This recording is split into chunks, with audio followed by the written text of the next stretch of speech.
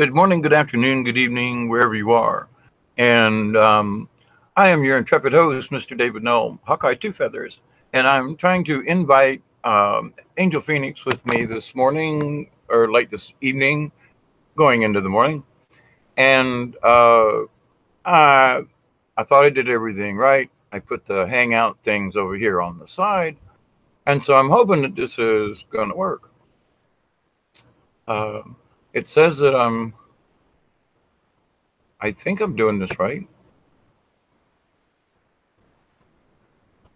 It's very disturbing sometimes. I feel it's like, I'm supposed to know how this stuff works and everything.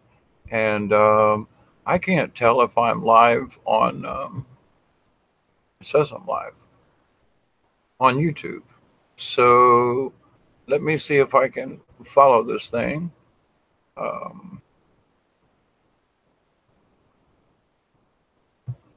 I've invited folks.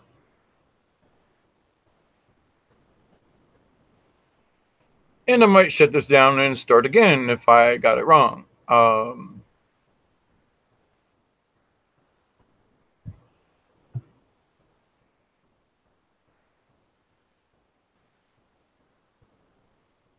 Something isn't working right. It just, whatever it is, things just aren't quite working right.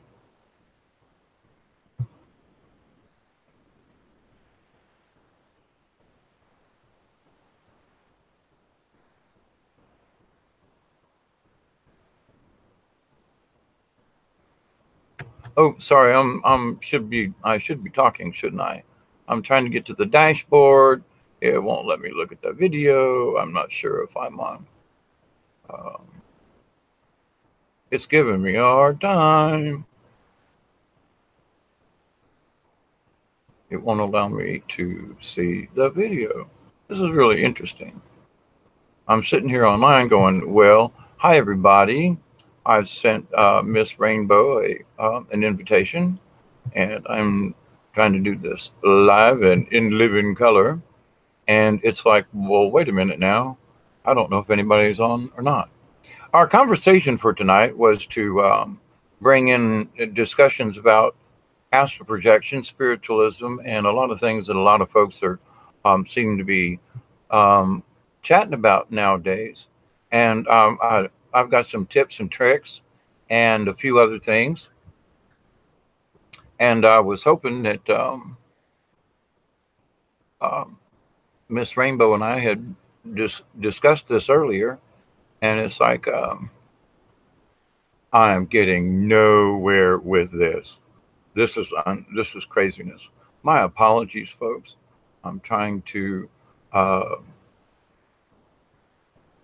Normally, it will allow me to view it on YouTube, and I can't find the YouTube thing to see if I'm actually on live.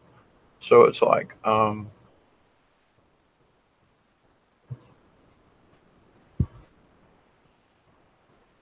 forgive me, please. Trying my best to see how things are doing with this.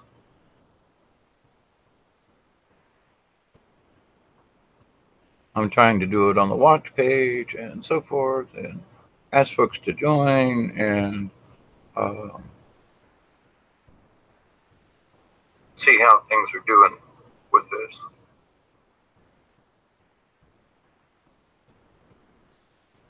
Okay, now I can see it on that. All right, so here we are. I got the YouTube going, and I got the chat going, and I put the new invite into Rainbow's Duty Methinky. Maybe it's the computer, maybe it's something else. And so I'm online now, live, and I see Rainbow sent me a rainbow. Hi there, my wonderful friend. And so let me go back down here to the Google thing now that I know that that's working. So please forgive me. I am still trying to figure this stuff out. It's like I sent the invite. Now what happens? I got to go back to this other window.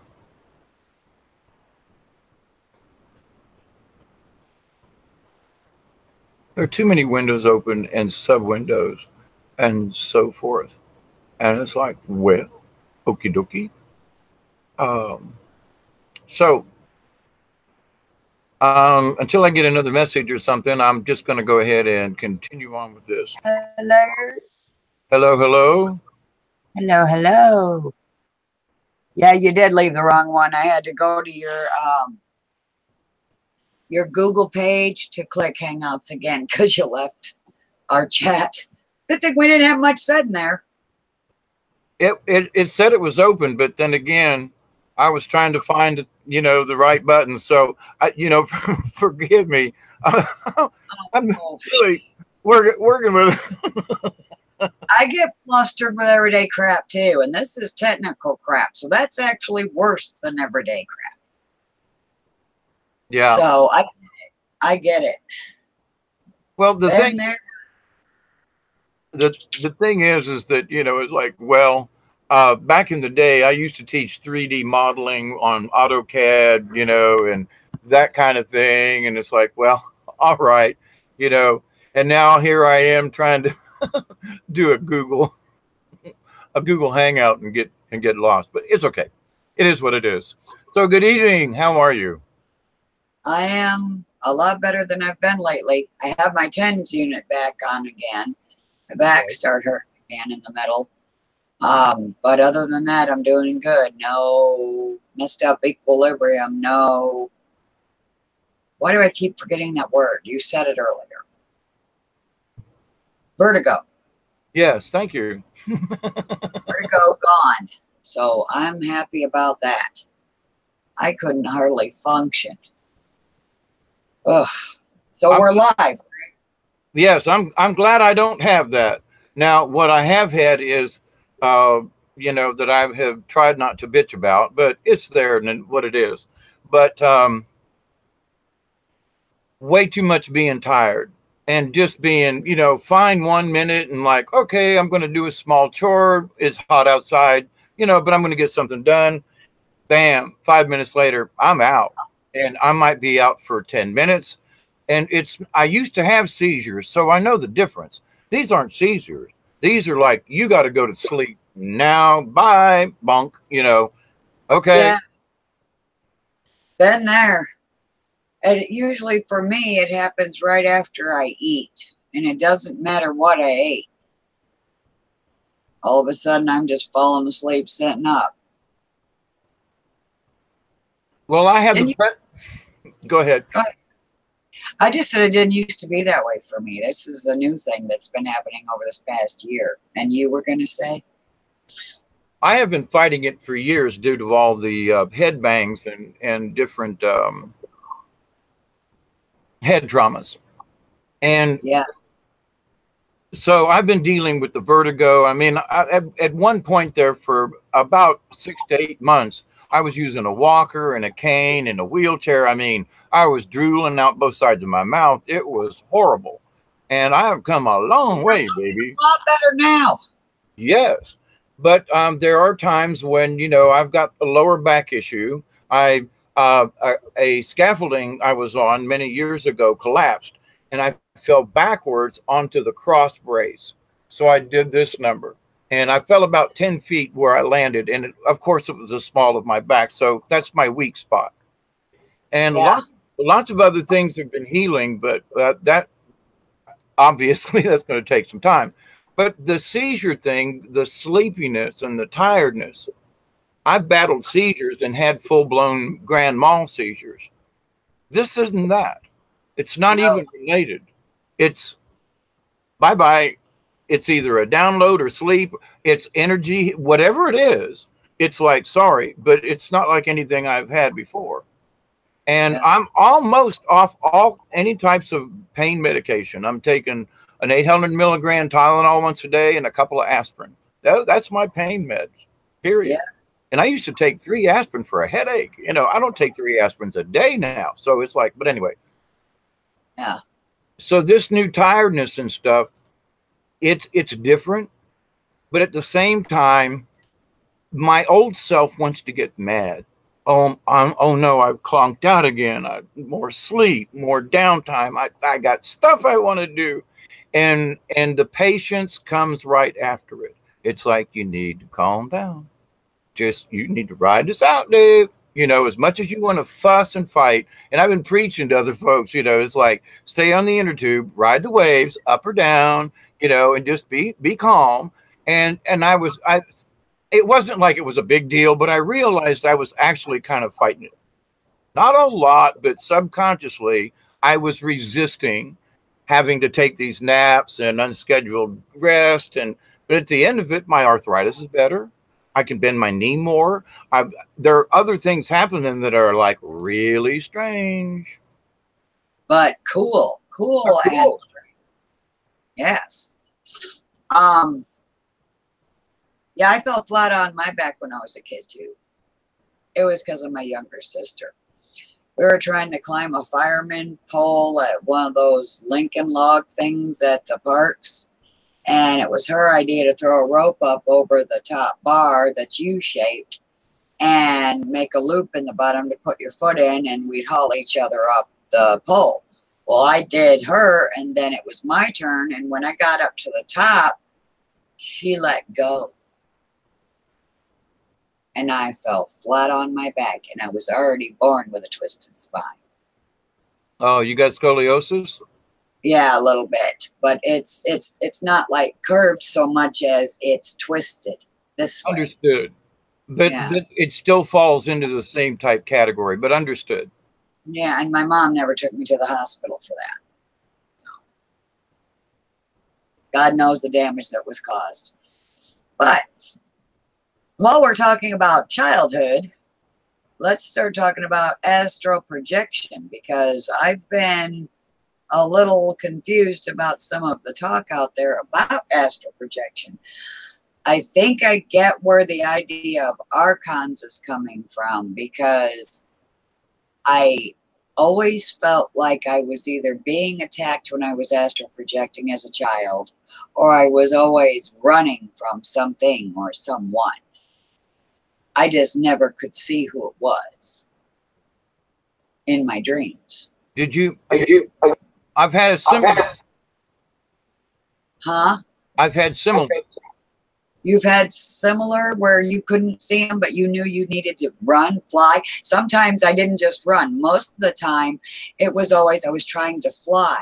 And that's the astral projection. And sometimes I'd fly, and sometimes I'd be up and down, and have that falling feeling. I was trying to stay up. I didn't want to fall down because then they could get me. And sometimes I couldn't get off the ground at all. But now to hear everyone talk about this astral projection stuff now, that's what I was doing. They say when you're flying in your dreams, you're astral projecting.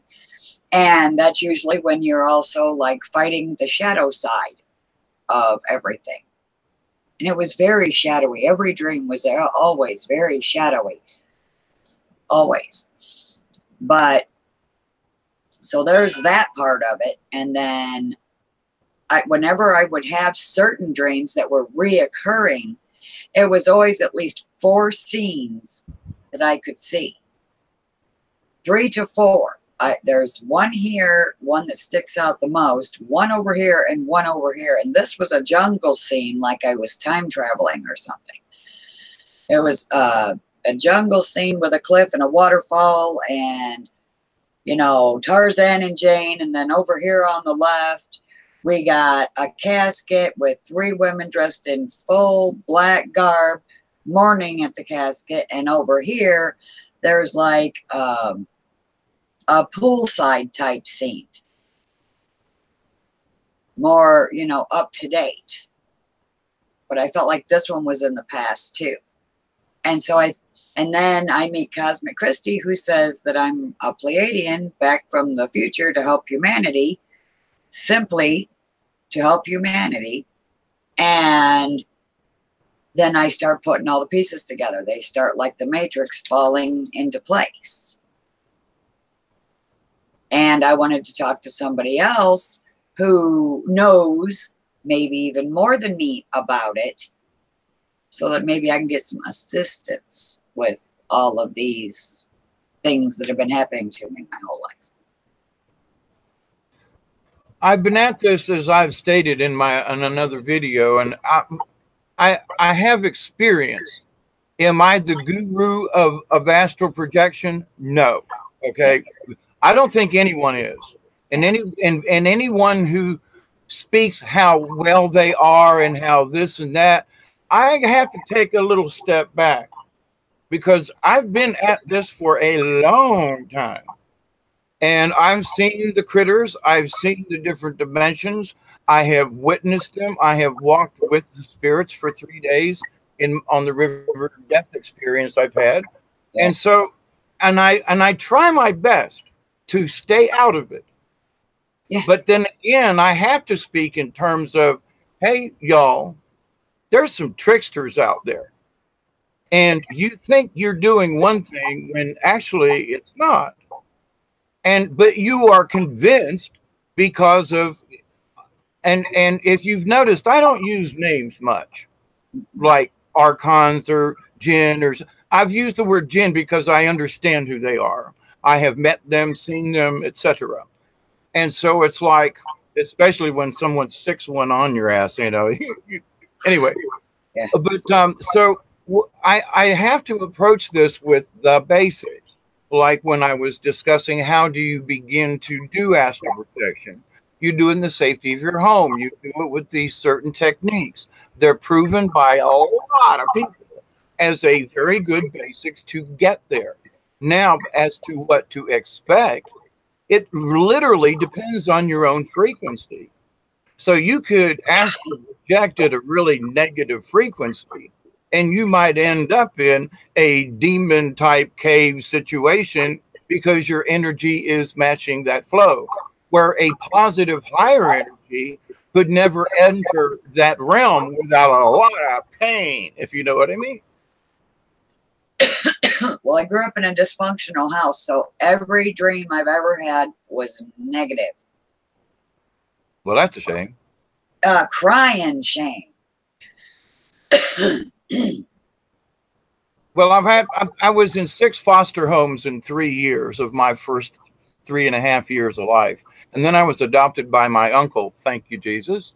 And my uncle was a wonderful man, but we grew up in the 50s and the early 60s, and it was that time, and they're coming out of the war, and Pops was at the tail end of World War II, but at part of the Korean War, you know, and he was in the Navy, and so, but there was that.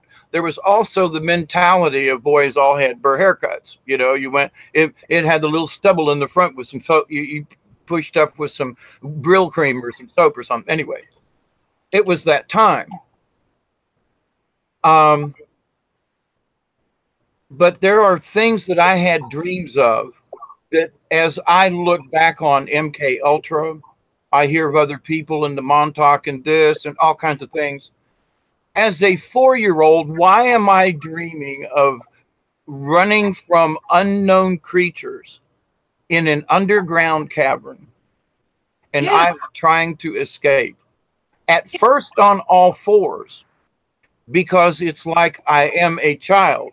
But as a 4 or 5-year-old, I am a child. But and I try to run on, I try to get up on 2 feet, like I can run faster with 2 legs.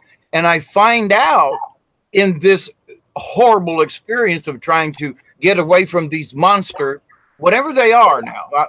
I've never seen the monsters. They always have a face. It's always clouded. There's a mask and a thing like a surgical, or you can see the shape of the bodies, but the heads, the faces just aren't there. Yeah. Now, as a 5-year-old, I'm trying to explain this to people, and obviously I'm batshit crazy.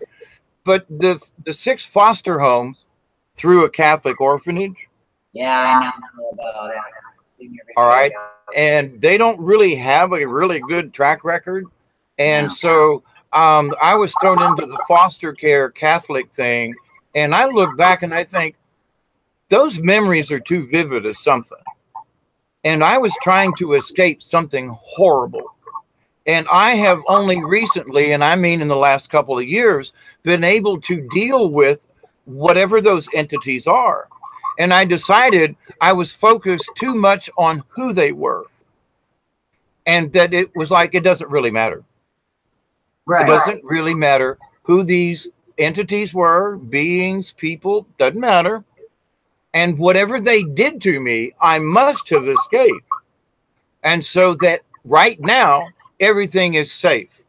So I had to put myself into a current, several years ago, current state of it's okayness, so that I could go back into those dreams or realities and say, all right, now let me take a look at that mask. Let me take a look at that face. I've been too worried about the incident and escaping. Let me walk back into this thing and let me see what I can see. It's creepy. I'm like, okay, maybe I don't, careful what you wish for, Yeah. And so it's like, I've been a tortured being since I came on this planet. Yes. And I'm not sure why. But at some point, I guess it's because I'm here now. And no matter what they did to me or tried to do to me with the pre-seduction and the pedophilia and the arguments, and I'm telling people, stand up, believe this. I knew 4 pedophile priests, 3 of them not really in the way you would like to admit, but to the point of that there are other people in Tampa and that grew up and what I would consider my family that I grew up with people and friends and stuff. And that some of those people were abused as well. And it's not about me. It's about those people have heard just as long as I have. There are tortured souls out there. And we are all dealing with a darkness we didn't come into this planet asking for. We were manipulated. Our souls were stolen.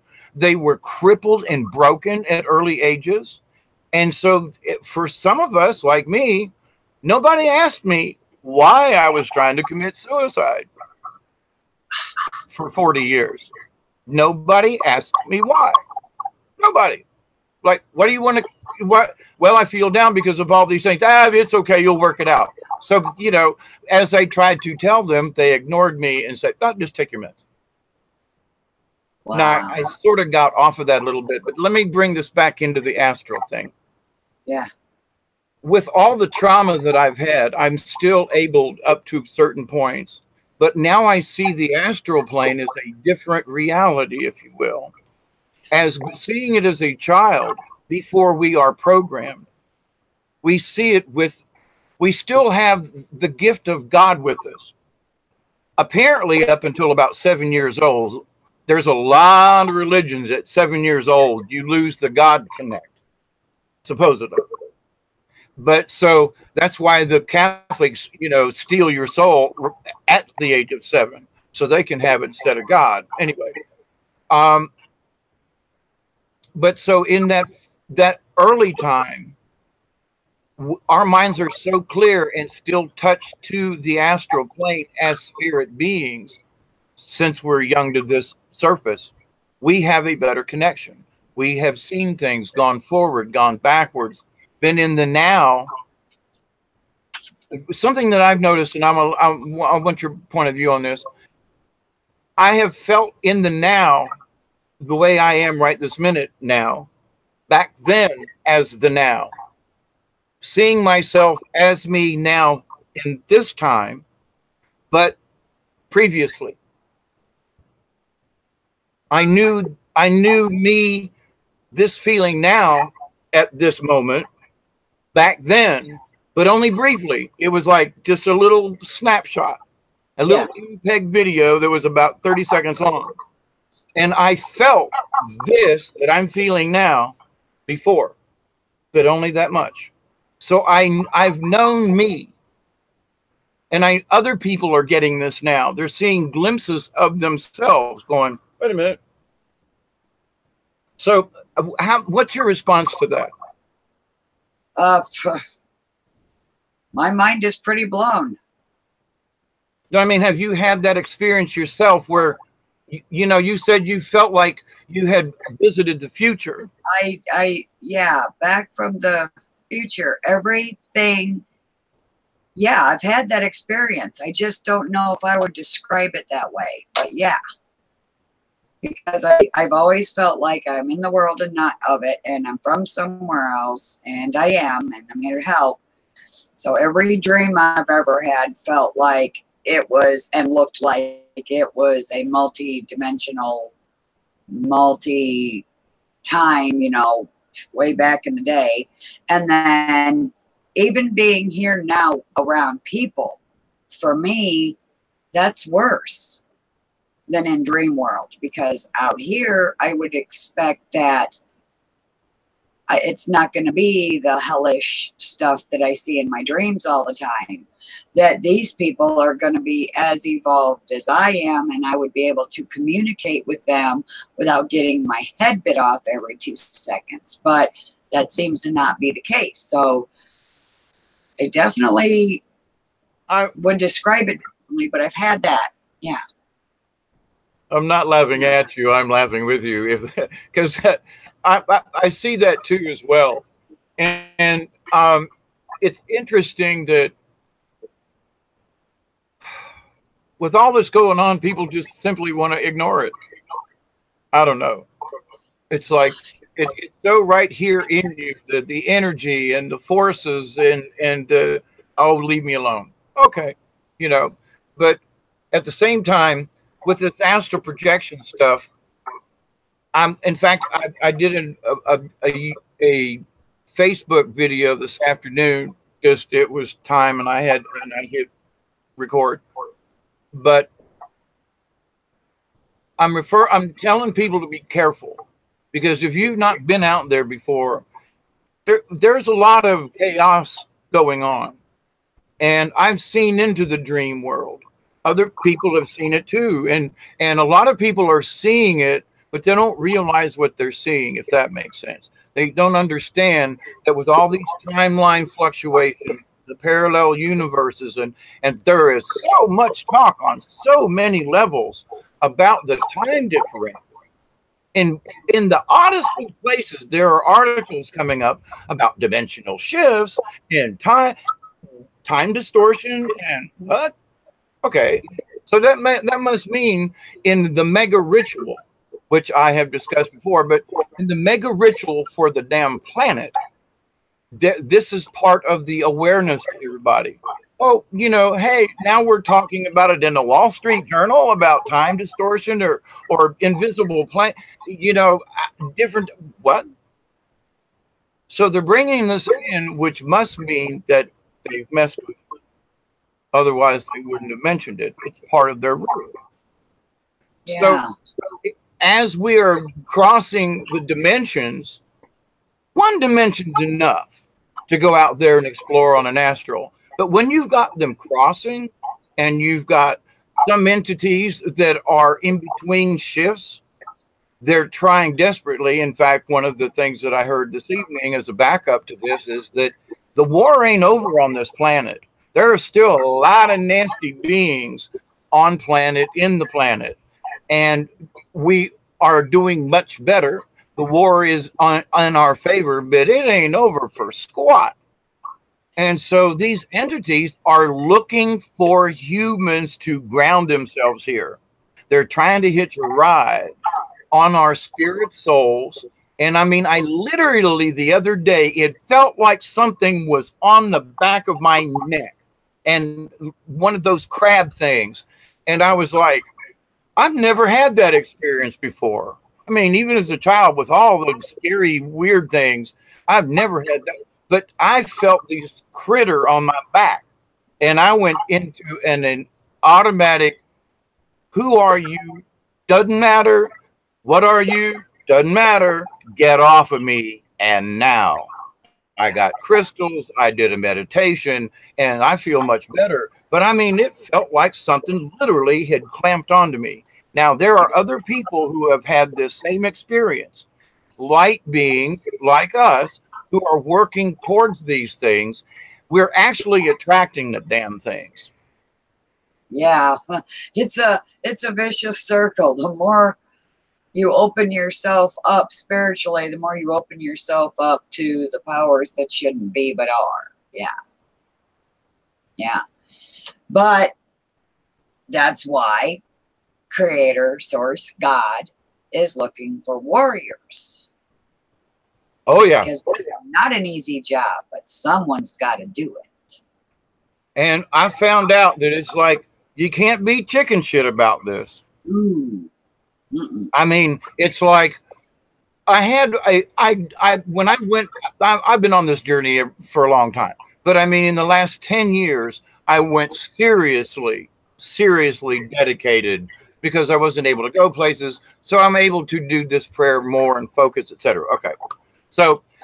But in the last 10 years, I took the last 50 years and studied it, studied my experiences, went back through them, went into dream world. What did I do there? What did that mean back then? What did that meditation mean? I mean, I've been up in the mountains and had, you know, the sure enough shaman type vision dream things that happen to people that you see in the movies kind of thing. And it wasn't a movie. I mean, whole cloud clusters came and things came out of the circle of the cloud. And I was like, nobody's going to believe this shit. You know, I mean, I saw some orbs the other day in the clouds. I'm sorry. I saw some orbs the other day in the clouds. I looked out my kitchen window and there were pretty fluffy clouds everywhere. And there was this single orb here and this single orb over here. And they were just sitting there. And then I was like, hey, Mike, come look. And immediately they ducked down behind the cloud. He turns back to go back to what he's doing. I turn back and look, it comes back out. And then I said, Mike, hurry up and get over here this time. And it went back behind the cloud. And it was in an up and down motion. It was not side to side. So it wasn't the clouds hiding it. And it was perfectly round. They were both perfectly round, but they were like see-through. Yep. They were like little glass discs. Yeah. They were pretty. It was cool, but I don't know what the heck it was. They didn't tell me shit. and that's the lifting of this veil. I mean, there are so many of us who, you know, in the last, well, I'll just say just in the month of August, I've had more UFO sightings that it took me 4 or 5 years to accumulate, and very near things, and you know, like really big, not meteors, sorry, this is some kind of space debris coming in and burning up. Way too many colors. If you have ever sat around a campfire and thrown some garbage in it and burned it, you get all those weird chemical colors. Well, wires, yeah, you know, the purples and the greens and the different weirdness and well, I'm here to tell you, when you see a rock come in from outer space, it should only be 1 or 2, maybe 3 colors. If it moves beyond that, it ain't a rock. It's something else.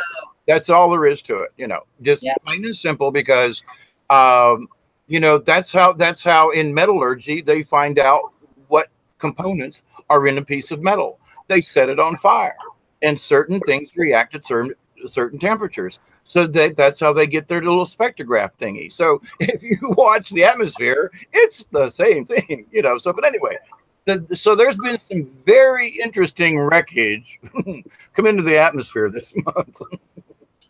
Oh, wow. Well, let's see if, well, there was one other incident I had growing up. You might have to add UFOs to the title of this video. One time when I was like 17, I was standing out in my yard in Niles, Michigan, and over the street light, and I grew up on that street, in that house, after the first 5 years I spent in Georgia. The rest were there in that house on that street. Above the street light was a glowing orb. It was like dusk. And it was like above the lamp, trying to be like, oh, I'm a street lamp. I'm a street lamp. No, I grew up on this street. You're not a street lamp. And I turned to the, I don't know why I turned my head, but I did, because my mom was a big UFO freak and she wanted to see one. So I turned to holler to her to come out and see it. And when I turned back, it was gone.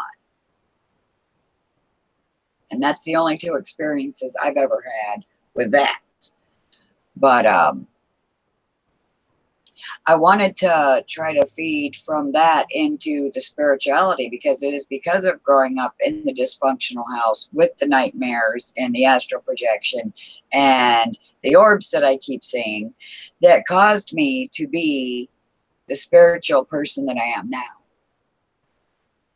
I knew there had to be something better than all this insanity, and is that really there, and why is it gone now, and what are these dreams about? Why is that my family? There's got to be something better than this. And that's why I do it. Or at least different. Huh?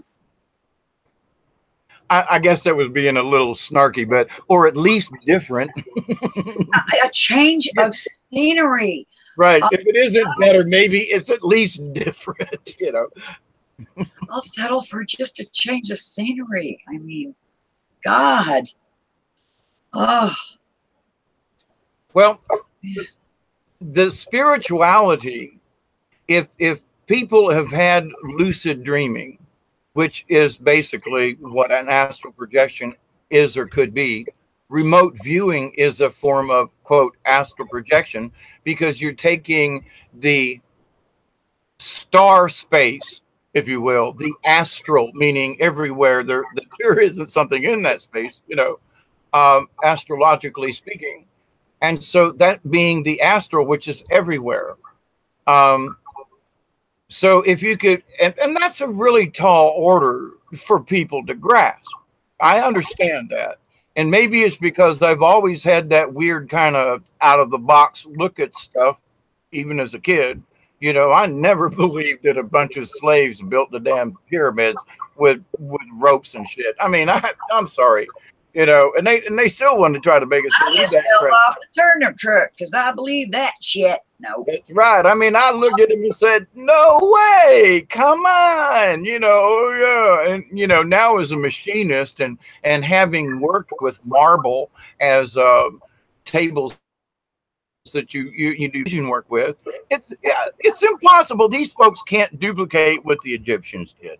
Period. I mean, I've worked with people who work with marble. They cannot duplicate this, and people just want to go, "Oh, a bunch of slaves did it," you know. Okay, but anyway, even that shows how spiritualism has linked into all this, because the Egyptians used a different reality in whatever they did. Even if they used a bunch of stone tools and a bunch of slaves, they still worked in a different reality because they were able to get it done where we can't do it with machinery nowadays.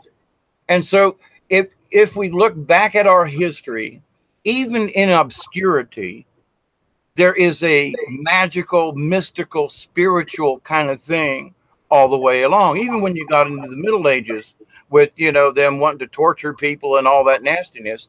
But even in that, they were harming people who were trying to be spiritual. Yeah. So it's like we're still in the Inquisition in a lot of ways. However, I'm so pleased now that things are opening up and that the spiritualism is the astral. There really isn't a distinction.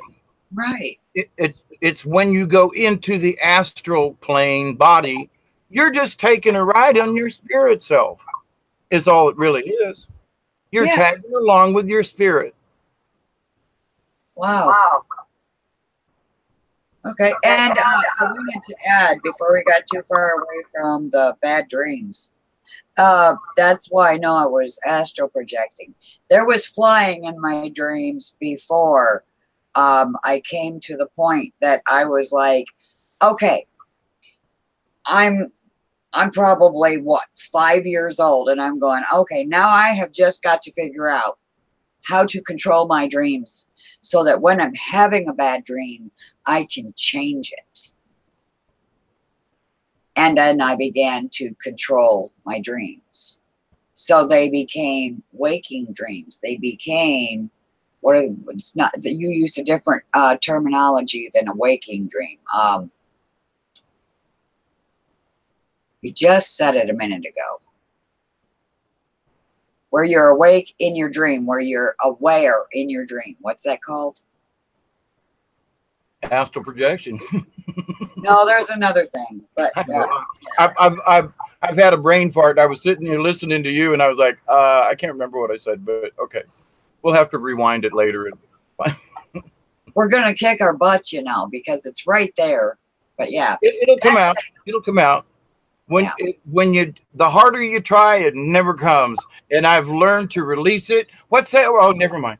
And just go on. Because it'll pop right back up going, ha ha, tried to fool you. Yeah. And well, this wasn't in the topic, but I need to know more about still children's souls at age 7. You said the Catholics like to steal the kids' souls before age 7 for their own use so that the soul can't go back to God.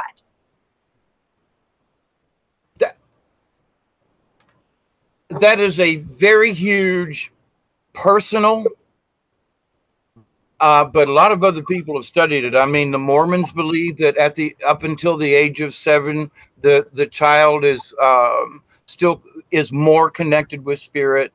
And that those people who develop that in their children can let it grow into adulthood. You know, they can, if they understand that Christ consciousness that the children have we all have it automatically as kids, is that we are able to see that in adulthood, you know, if we're trained properly. Now, many religions, now, I speak of the Catholic mostly because that's how I was, you know. But I mean, I saw my first vision of Mother Mary at my first communion at the age of 7 in a Catholic church. And so age of 7, you know, and you can't be 6.5. You can be 7.5. But you got to be 7 in the rule book. They're very fastidious with some of this stuff. You can start first grade at 6. But you can't get first communion until you're at least 7. I mean, I've seen them move the dates of the first communions so they could get more kids in. I mean, I remember that back then, you know. And so somewhere I have a black and white photo of all the students in our class standing up when our little white, you know, it's a black and white film, but, you know, we're all standing there with our little prayer books and our little first communion thingies and all that, you know. And later on, I found out about the trappings thereof and what the age of 7 means, because of that spiritual connection with Source is so strong until the age of 7, unless it's, you know, embellished. Anyway, so the Catholics, and I've just watched this because I was a Catholic, grew up, altar boy, pedophile, you know, was going to become a priest, had my discussions with a Dominican nun who told me about the Vatican in 1970 and all the things that are happening now. So I understand this. So in my talk with her, my look back at the Vatican and studying, I see that that's when they trap the soul, because it's like at baptism in a Catholic, you get your foot stamped and you have the salt and you do all these things, the bitterness of life, and oh my, and wait a minute, you just came from God and you're telling me that I'm an original sinner. Oh, okay. Give me a few years, why don't you? I never could figure that one out. But see, so they get you as soon as you get here. I mean, they like, come on, you know, the first few days, they're like, come on, you got to baptize the kid here. You got to get them right away. And then they're serious about this crap. You can't go 2 or 3 weeks. Nuh-uh. They want that kid right away. They want whatever magic thingy they're doing and all this crisscrossing in the Latin that they're saying, they want that kid. And wow. Catholics, oh, no, that ain't it. Well, wait a minute now. If you really look at what the Catholics are doing, it ain't really Christ-like in any way. It's very much in a pagan and nasty, and don't even want to go there with this. My point being, though, that at the age of 7, you are now giving your first taste of Jesus, because you are allowed first communion So you get to eat his body and drink his blood. You're now 7 years old, and we're indoctrinating you. And now you eat this little wafer here that we're calling bread, but now we're changing it. It's now the body of Christ. Eat it. Don't chew it. You got to let it melt in your mouth and swallow it. Can't touch it. Oh, it's all holy and it's kept in a certain box. And wait a minute. So you let me eat, okay, hyperbole wise, but you know, It's you like just putting soap in your mouth. it's they turned me into a cannibal. Yeah. At the age of 7 and made everybody proud of it. Oh, but it's a little wafer. Wait a minute, you're using some really weird magic here. You want us to believe that it transfigures during the Mass. It's part of the faith. And so you must believe that the bread and wine is transfigured. If you don't, then you're a heretic and you're going to church for the hell of it. But anyway, and most people do.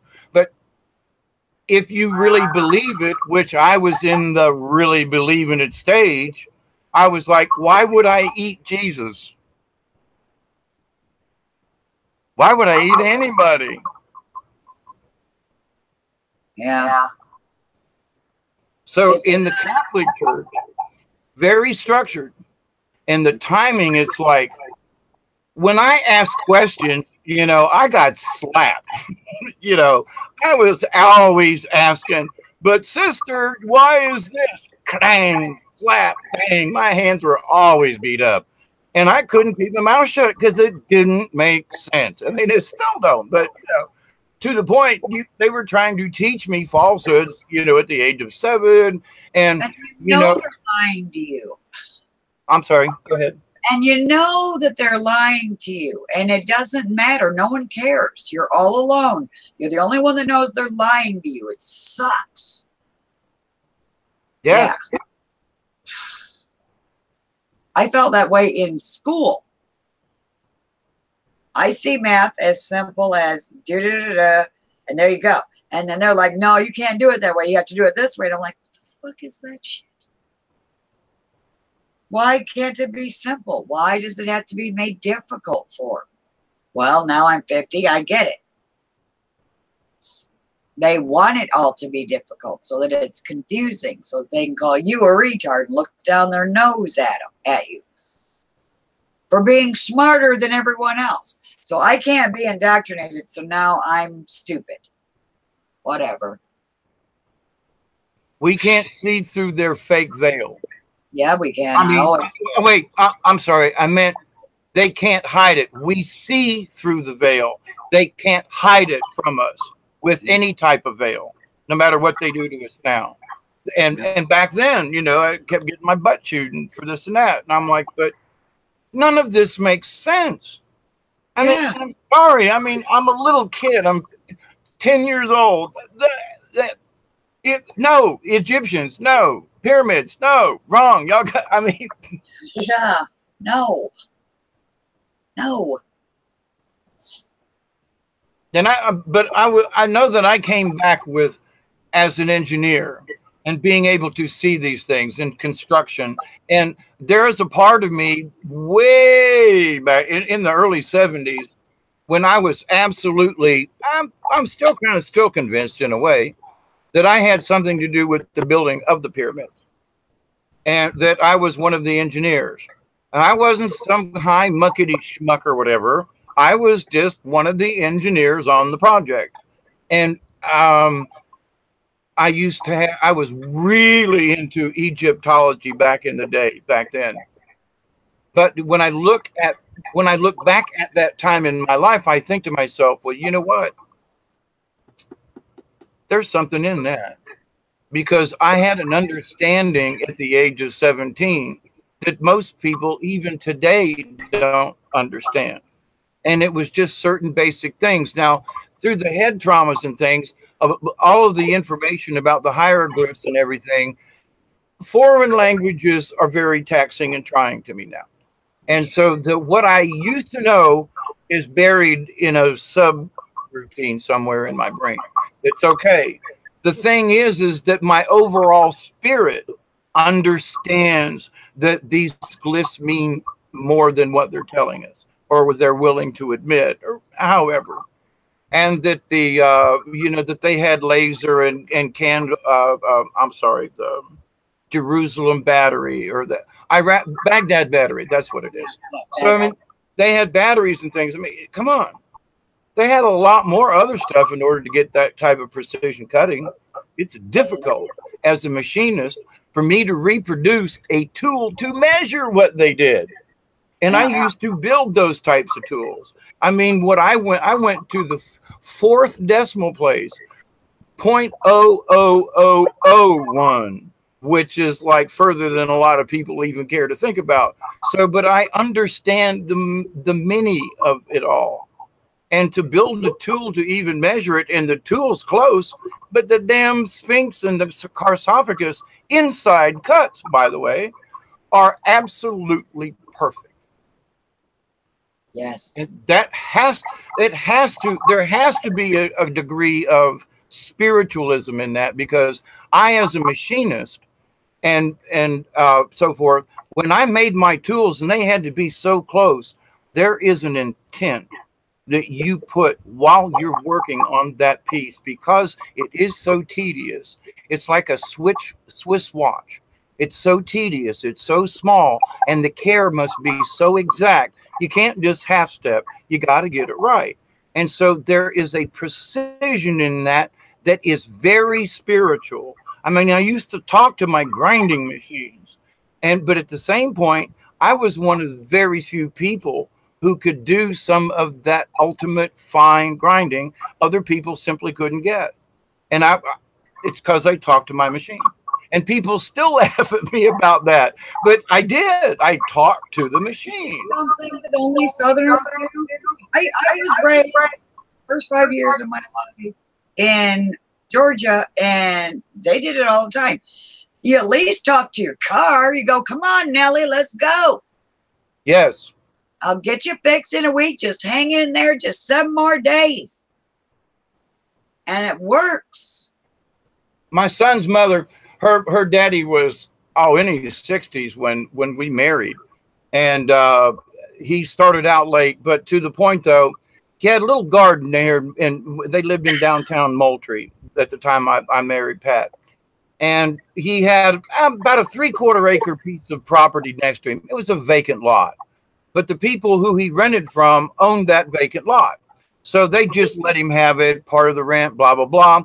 But old Mr. John grew the best greens, the best vegetables in that little garden. And you'd see him out there between the rows talking to his beans, talking to his collard greens. And he taught me stuff as an old sharecropper who could barely read, and had hardly ever been out of South Georgia. I think he went to Atlanta once, and he might have went to Florida once in his 96 years of life.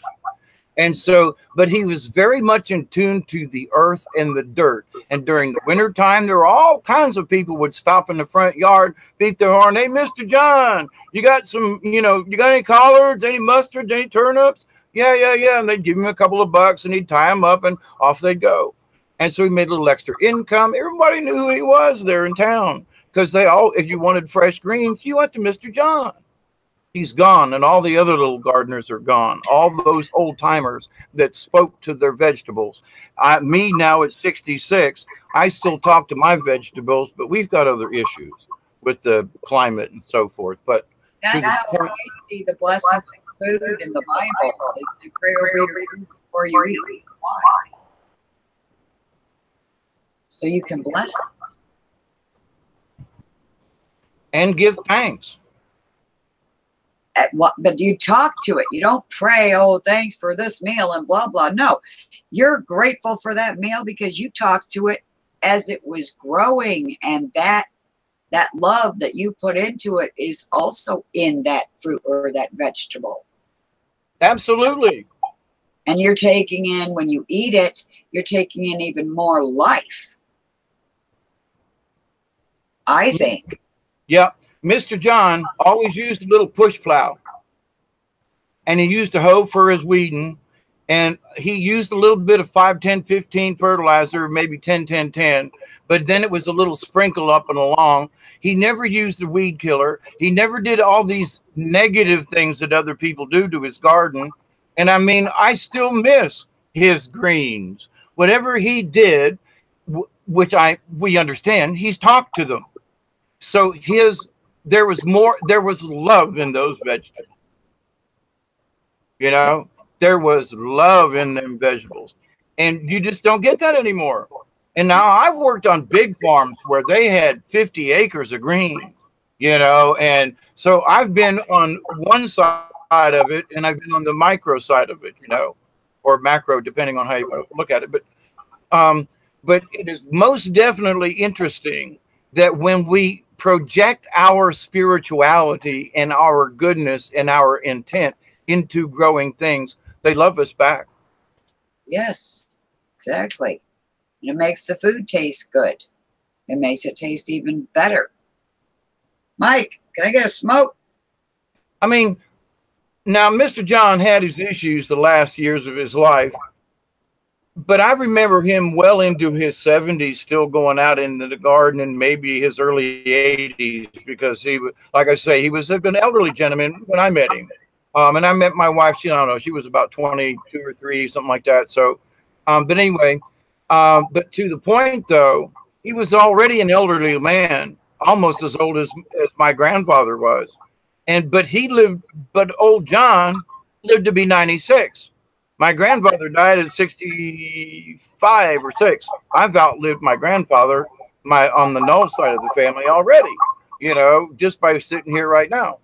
Yeah. And so it's like, okay.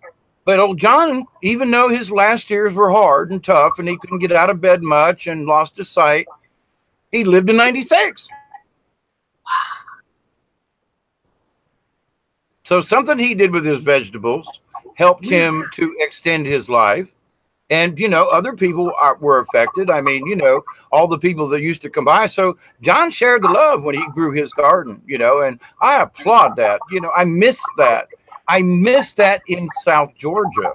I mean, back in the war days, even in the 60s and early 70s, that's how I got into gardening, was that, well, my granny was into it, but she was more into flowers. And I was more like, you know, why go to the store and get vegetables if I could grow them in the yard? But Florida is the wrong place to grow them, in the sand. But anyway, I understood that the gardening part of it, and that when you tilled the soil and the flowers bloomed, there was more. It was more special when it was your flowers or your vegetables or whatever it was that you were planting. And so, hanging out with my granny, she wasn't into the vegetables, but she was into living things and growing them, and different trees and things. Okay, so the spirituality to nature. I'm very lucky to, well, I could have ignored Granny. I didn't have to go out and work in the garden with her. I chose to. But Granny and I had a psychic link too, that she, basically, I still haven't told her. Her youngest daughter's still living, by the way, but in her 80s. But I still haven't told her some of the things that me and Granny, her mother, used to do psychically. And it would probably just freak my poor old Aunt Shirley out to the max if she understood that Granny and I used to have a psychic link. You know, what? My mother? You know, so so I was attracted to that, which kept me grounded as a kid. And so all the confusion and the darkness in the astral and the dream world that I was seeing, that I couldn't get away from, escaping, being held down a lot for whatever reason, I don't know, but it wasn't fun. That the next part of the escaping was the magic pillow. And it was that if I can't run fast enough, what if I could fly? Yep. So I was bringing this back around, but by being connected to the earth, I went through Granny and these other obscure things. I mean, you know, we were doing things naturally that we're discussing now, but they didn't discuss them back then, you know. And so the closeness and the love with the plants, the healing, the eating, the nurturing, and I'm speaking of the earth, it nurtures us. It nurtures our spirit, and it allows us to go there and to the astral world, if you will. But if you allow the consciousness, I'm trying to get this download right.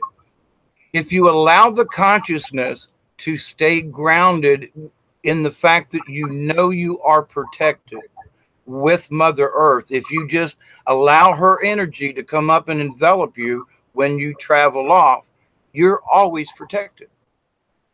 Oh, nice. Now out there it's different. They can't harm you in your bed or in your surroundings or your physical corporeal self here, which there are a lot of entities when you leave your body, they want to try to come in. The other places out there where they try to infiltrate your astral body, your spirit body, and overtake that. Now that's more difficult, but it's there. And these folks that are out there right now, I'm talking about the nasties, they're really looking to cling on to anything. So we have to be careful in both realms. Anymore. It was scary doing it when I was a kid. Why would I want to do it now? If it's that dangerous, why would I want to do it? If it's worse than the astral projection stuff I was doing when I was a kid, why would I want to? Because it's who we are. It's who we are. Yeah. How do you speak to your higher self in the astral plane? Okay, yeah. Right. I mean, I'm getting these little downloads right now. I'm talking to them in the astral, or they're sending me these images. Michael. So the astral is nothing more than allowing more of yourself to go out yonder, or to like, I always envisioned it as when I went out somewhere, and this was my own explanation. Michael. And it had to do with, I guess it's remote viewing, what some people would call remote viewing now. I could only sense like my head going somewhere, and that I could really only kind of feel like I was wearing goggles, but I wasn't, that I was looking through goggles, or maybe I was like holding my hands like this and looking into the other realm, like, you know, goggles going underwater, you know what I mean? And so it's like, but then there were times when I could like sense my whole body standing on the beach and feeling the tide come in onto my toes, you know, and feeling how real that was. But then there were the times when I felt like I was standing there, could see the bridge, could see the tide coming in, boats in the harbor, but I couldn't feel the sand. So it's like that was a remote viewing versus taking the rest of me there to feel the sand on my feet, if you will. Yeah, yeah.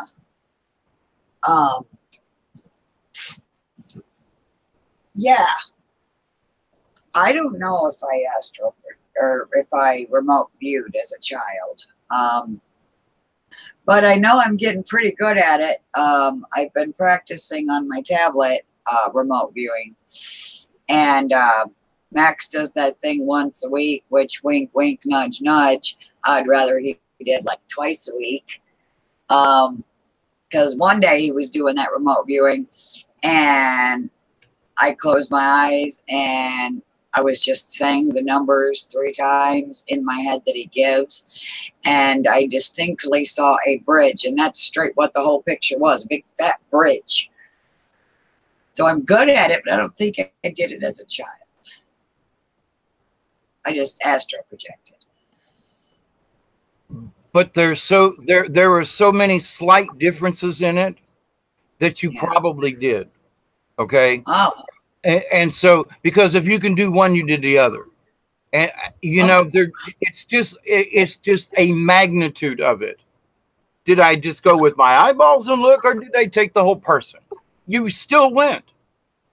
Right, because when you're like literally astral projecting and you're not remote viewing, you don't feel that falling sensation that they talk about we feel when we're coming back into our bodies.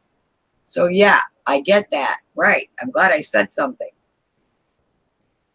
Yes. Thank you. So what you can do then, if you are good at the remote viewing, and I gotta say that anytime you go out there on purpose, and the reason I'm cautioning people is because we're at war. We are at war. So it's not that you shouldn't do it, but just understand, by God, there's some Confederates out there. Now, I say that I'm from the South, but there's a Union soldier hiding behind the bushes. Of course, they were too stupid to hide in the bushes. But anyway, I'll take a Confederate any day. They ran through the briars, and they ran through the brambles, and they ran through the bushes where the rabbit couldn't go. And they ran so fast that the hounds couldn't catch them. Down the Mississippi to the Gulf of Mexico. Yes, ma'am. And I was in some of them situations. But so with that, as long as you understand, go make sure spiritually that you're grounded and you do these basic things. If you're going to do deep meditation, you're basically astral projection. You're going into another realm. And if you're not protected, even with deep meditation, stuff can get you. Folks that go up, I want a ayahuasca trip or whatever. And I'm going, oh, man, you guys need to go back to kindergarten. You're trying to go to college, and there's no in between for you. And I just go ahead. You think you know it all, go right ahead. And I've listened to these conversations. I've kept my mouth shut, but I want to go pooey on a lot of this. You were tripping, man. That's what you were. Whether it might have been psychedelic to you, but what did you really bring back from that? Anyway. Right. That's a good point to make. What did you bring back with you? Please say that again. I said that was a good point to make. What you don't know what you could have brought back with you. Exactly. Yeah, that's important. Because I know way back when an entity attached itself to me. Now I see it in retrospect, but at the time, I did this special meditation thing, but I was really high on some mushrooms for like 4 days. I mean, I was out there. It was rainy season here in South Georgia, and they were growing everywhere. And we just had a long weekend. It was like, okay. But anyway. I had a mushroom pizza like that, no. But during that time, it wasn't that I was just tripping. It's that I wanted to go into meditation. I had fires. I did ceremony. It wasn't just being high. That wasn't it. It's that we have an overabundance of mushrooms, and we had 4 days free. So, you go to mushrooms 4 days there. Yeah. Why did you do it? They were there. They were there, and they were really good. But to the point, during this one ceremony meditation, there were some strange critters in the neighborhood. And I live in a very highly charged area between 2 cemeteries. Now, I didn't pick this on purpose. It just kind of worked out this way. But there are so many different entities that I literally saw almost like a Stargate open up. A huge circle. And entities were passing in and out of this portal. And I was like, oh, shit. And other people saw it too. This was like a group meditation. And other people saw it too. So me seeing it, but with 5 other people see it, you go, maybe we all saw the same thing. Maybe it really was a portal. Is it still a portal? Well, I've been back down there, and I've done a lot of praying to close it.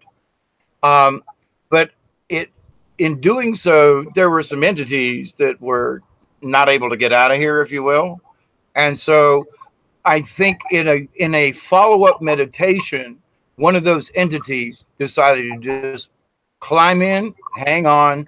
And at the time I was on mushrooms. And so it's like it attached itself to me. And there was a period of time where I was angry and had no idea why. I mean, there was no reason for me to be angry. And there were friends of mine who we just split up. I mean, it was like, what?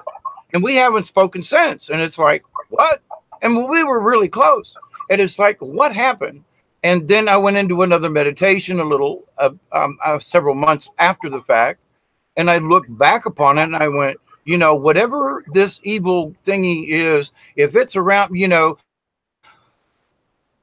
I hadn't realized that they could attach themselves to me at that time. Now understand, this has been almost 30 years ago. Right. Okay.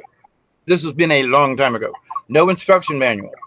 So I had been attached a walk-in for a while, and I think it was just to seek revenge on the fact that we had prayed this portal closed or had tried to keep the negatives out of the area, if you will. But like I said, there were a lot of them nasties that couldn't get out or travel between.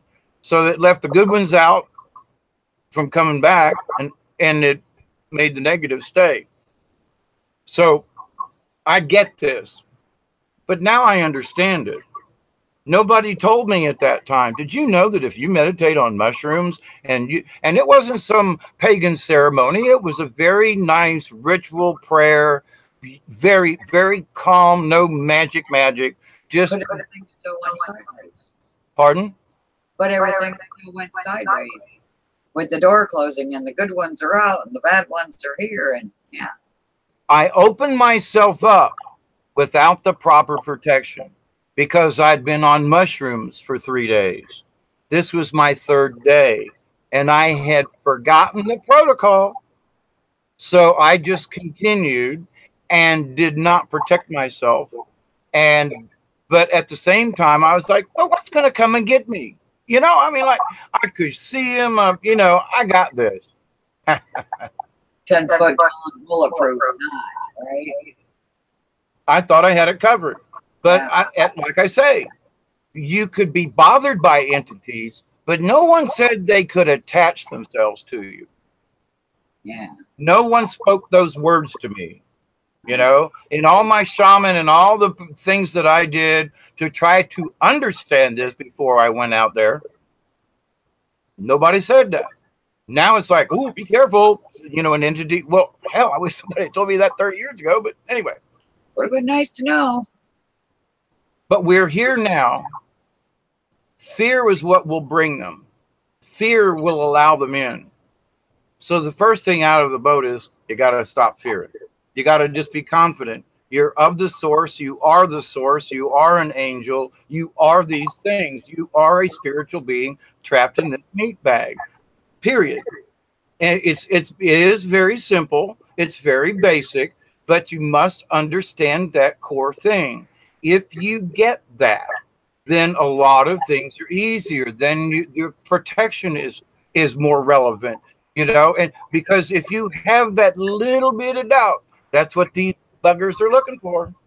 A little bit of doubt, a little bit of fear. Doubt or fear.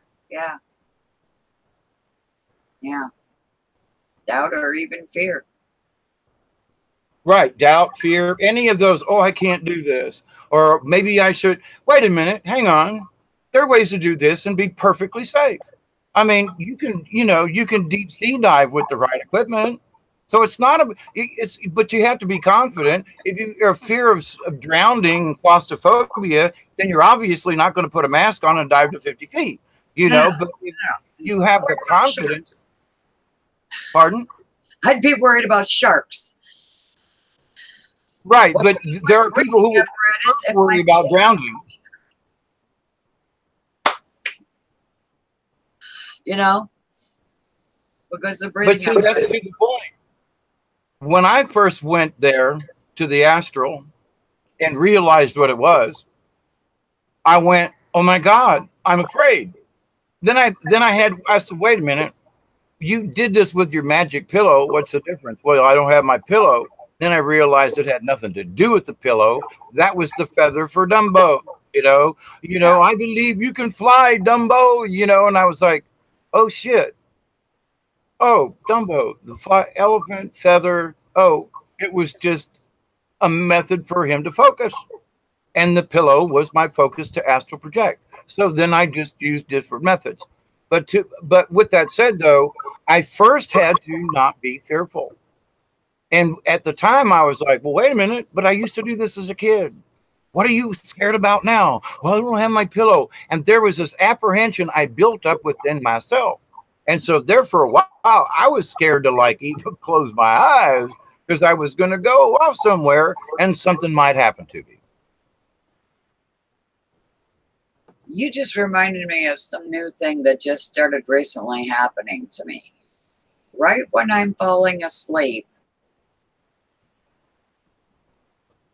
you know how as you're falling asleep, your breathing slows down. Well, I keep waking myself back up right at the moment that I should be falling asleep because I can feel myself like not breathing anymore. My breathing just stops. It's not that I'm suffocating or anything. I just stop breathing, and that freaks me out, and I wake back up and start breathing again. Is that something you've experienced? Yes. And you know what it is? I would like to know. You're trying to make your astral body breathe. It's a subconscious weird thing. You feel your spirit is leaving, not necessarily to go anywhere, but in that pre-sleep, you're heading off. Your spirit doesn't breathe. So if your reality goes into your spirit being, I used to wake up doing the same thing. I can't breathe. And it was like, dummy, spirits don't breathe. Your body is the base station. There is a thing you can do, like a checklist. And it's basically, while I'm meditating or while I'm away, all my bodily functions, my heart, my breathing, will all stay normal. I do not need to think about, because all these are automatic things anyway. Our brains work, our heart works. We don't think about it working. It just does. So, but when we start feel that separation, the first thing we want to do is catch our breath, because we're like, and boom, it brings us right back in. Yes. And I fought that for a lot, and it still happens every once in a while. And then I just get a kick out of it. Go, come on, Dave. Old memory, move on. Does that make sense? Yes. And you'll never hear me say that, and I won't say it. But what you just said, I'll say something. Anyway, you reminded me of something else. It makes sense. It makes sense. When I was a kid, it was an ongoing joke that I would just be sitting there just watching TV or whatever, sitting around the house. I could be anywhere. And I would just become in what I can only describe now as a meditative state. And I would then stop breathing. And then after 5 minutes or so, I would take a really deep breath in. I would just go. And for some reason, my family wanted to make fun of me for that, but it makes more sense now. I thought I was just trying to kill myself because I was growing up in that house with those people, but I think I was doing that when I was a kid all the time while I was awake. Yes. Yeah. Wow. That's cool. Because it is one of the first things you want to catch your breath. Because when you take your body with you versus remote viewing, when you remote view, you don't have to worry. You don't think about your breathing or anything like that. But as your subconscious loves to mess with you, if your body starts to lift, the first thing your subconscious thinks is, I can't breathe. And it's like, but you're not supposed to be. The body's breathing, not my spirit. And once you it'll take a little bit of getting used to, but I went into a different form of meditation to overcome the breathing thing. And what it was a breathing meditation. And after I finished the breathing meditation, I was able to leave. Okay. Cool. And it's a real simple technique. It's Yeah. it's not difficult. It's that you regulate your breathing. You become conscious of your breathing, but then during it, you turn it back over to the subconscious. You say, I have control of this, and this is what I want it to do. And now you've got it, brain. You understand? You know, you're telling your inside the two different sides, right? But you're telling the other side, okay, I've just set your parameters. I've just entered in the code into the computer for this 3D molding to take place. Okay. That's basically what you're doing. So when you control your breathing and you do the calming and everything, it also helps you to meditate and calm. It's also good for all the above. But the breathing thing was important to me because I kept wanting to catch my breath every time I left. So it helped me to regulate it, you know, and it's been wonderful. I mean, the breathing exercises, you know, always good. Yeah. Does any, I guess some of this makes some sense, right? Yeah, it makes sense. Yes. This is an old hippie shaman point of view from, you know, I've tripped over 1,000 times and I'm not bragging. It's plain fact. But a lot of them have been in specific ceremony with specific purpose, not just to get high. I went through my high stage way back when, and then I got into, I want to find out. I understand that there are other dimensions. I understand because I've seen it when I was high. Now I want to look at it as a scientist, as a person who is on a journey to understand what's going on when I take this mushroom. What can I control myself in this most extreme situation? Can I control the colors? Can I control the critters? You know, what's real? What isn't real? What other realm? What other spirits will speak to me or I speak to them? I mean, the whole gamut. Like controlling your dreams. But while you're Yeah. yeah. Which is, it's easier to control your dreams. I'm sure it is. I wouldn't know. I've never tripped before, ever. But if going back to the ayahuasca thing, you know, and people are just, they're going about this a little too haphazardly. And I mean, when I got high with LSD and things as a hippie and growing up in, you know, and loving the park and all this kind of stuff. And then there was that. But then later on, I realized there was something to the mushrooms. There was something to the psychedelic part of this that meant more than just being high. And so I transformed myself and my point of view. And so 1 out of 50 times was for fun.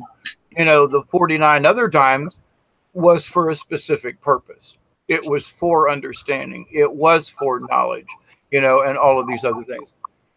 So when I look at these other folks, I think, you know, I tripped 50 times easy.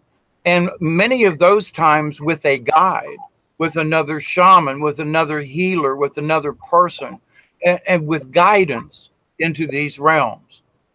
And it's like, you know, after 50 times, I was still reluctant to like step out on my own, if you will. Okay. Because of what I was shown, how it should be, the steps to go. So people who just want to jump off this, you know, go off the low board first, you know, leave the high dive for later, you know, try the small board, be happy, get content, get, you know, safe with diving and jumping off a board, then go to the intermediate or go to the 10-foot dive, you know. But these folks just want to go for the high dive right off with no prior experience. And it was bad enough then, but with the war going on now, without proper education into this mess, you could very serious. It's, you know, it ain't a joke. Yeah, and I'm seeing Bible scripture on this now too. If you perform an exorcism on someone and remove the one demon from them, and they didn't do the spiritual work to clean up the mind, the house, the temple, 7 more demons worse than the first can enter in and make that person 7 times worse than they were in the first place. So maybe it's talking about astral projection, because you said if you leave your body, you are taking the chance of someone either following you back or taking over your body as a walk-in while you're out. Yes, but there are extenuating circumstances in some of those exorcisms to where there was a flaw in the person without them going into a dream state. And whatever psychological something, and that was the bridge that the entity got in. It's very difficult if someone is at least aware of the fact. I mean, you know, if you're listening to this video at all, or some of my previous, you will understand that it's very simple how to protect yourself and what to look for, and just be safe. You know, I mean, put your seatbelt on if you're going to go car racing. I mean, come on. So it's doing dangerous things without a safety net. I mean, you know, it's okay when you are do the correct way. Well, yeah. Okay. Well, I know I ain't ready to do it again yet. Well, I'm probably doing it, but I don't know I'm doing it because I can't even remember my dreams anymore. That's one of the things that's happening to a lot of us here lately. And my Pleiades side of this is saying to me, if you remembered where and what you did when you wake up back here in this reality, it'd freak you the fuck out. Sorry for the F word, but it's what they pretty much said. It would freak us out to the point where our conscious mind couldn't understand that we need. My answer to me was, Dave, you got to have more sleep because of what you're learning in the other realm. Yeah. And this information must be processed in your subconscious and into your waking, and it needs to come out gradually. But if you just wake up from one of these classes, you're gonna freak out. And that it's being done to a lot of us for our own protection. Okay. So we're forgetting, because I literally leave the cockpit of some kind of starship with my hands on the controls, and I go into the bathroom, and I can still feel my hands on the controls. I mean, I've never had this kind of thing happen before. I've never had these outer space kind of things, and I got a vivid imagination. But of being in a starship, seeing the planet from out yonder, and knowing I'm seeing the planet from out yonder. And I can't prove this for the crud, except that there is something in me now. All these years of doing all these experiences, what's happening now is totally different. And it's without any kind of LSD or mushrooms. This is, maybe a puff or two of some weed. That's all. That's it. I don't drink. I don't, I smoke a little bit. I smoke a little, but that's it. I don't do any other kind of drugs or anything like that. So I'm looking at this going, I'm as natural as I've been in 50 years. So whatever's happening must be a natural phenomenon, because it can't be from any of my intake or my surroundings, if you will, in that respect. Yeah. We're having a crazy storm out here I didn't know we had coming. I knew it was going to rain, but I didn't know it was going to get crazy. So if we lose connection, sorry. Okay. But anyway, yeah, say that last part again. I was going to have something to say. I just said, okay. No, before that. Oh, it's a natural thing. I never thought of that. Going into our spirit selves is natural. What's unnatural is the fact that society has taught us to be human. And by the age of 7, Yeah, true. by the age of 7, if we are not encouraged with our spirituality in the correct realm, then we lose connection, as it were. So, Oh, that I can lose connection. so it's but different. It's different for a lot of folk. There are some folk who just never notice. But I mean, I have very good friends of mine who just they don't even want to have a clue. They don't have a clue. They don't get it. They're spiritual in a way, but they're missing, I don't know, the adventure of it, the longing to find more, whatever it is. They're just like, I'm okay here. I don't hurt anybody, and they don't. They're pretty decent folk, but in reality, though, they're all for themselves, all for one and one for all, and it's like, I don't like that about it, but to each his own. You earned it. But in that they have become narcissistic. Well, I'm a registered nurse. I'm better than you are. And they look down on people. And it's like, that bothers me. Yeah. They're good people otherwise, but they have a superiority complex, if you will, rather than inferiority. Yes, I agree. Yeah, because no one should look down on anyone. We're all equal, period, end of story. With this new event that's happening as we speak, and I'm going to do a separate video on this because I think it needs to really be explored more. But there are these folk who, I'm poor, so I can say, hey, I can be equal with anybody because I'm poor, but to somebody that's got 300,000 or 400,000 in the bank and they live in a big house and blah, blah, blah, travel around the world. No, okay, I can't do that. But I'm not going to look down on them because they can. However, they look down on me because I can't. Right. And it's like, wait a minute. I'm already poor. Why kick me? I mean, okay, so invite me on one of your vacations. You got the frickin' money. But anyway, so they're saying that, we are all equal. So you got the wrong idea of what equal is. Yeah. I'm sorry, but that's not the parameters that the universal code is saying we must learn.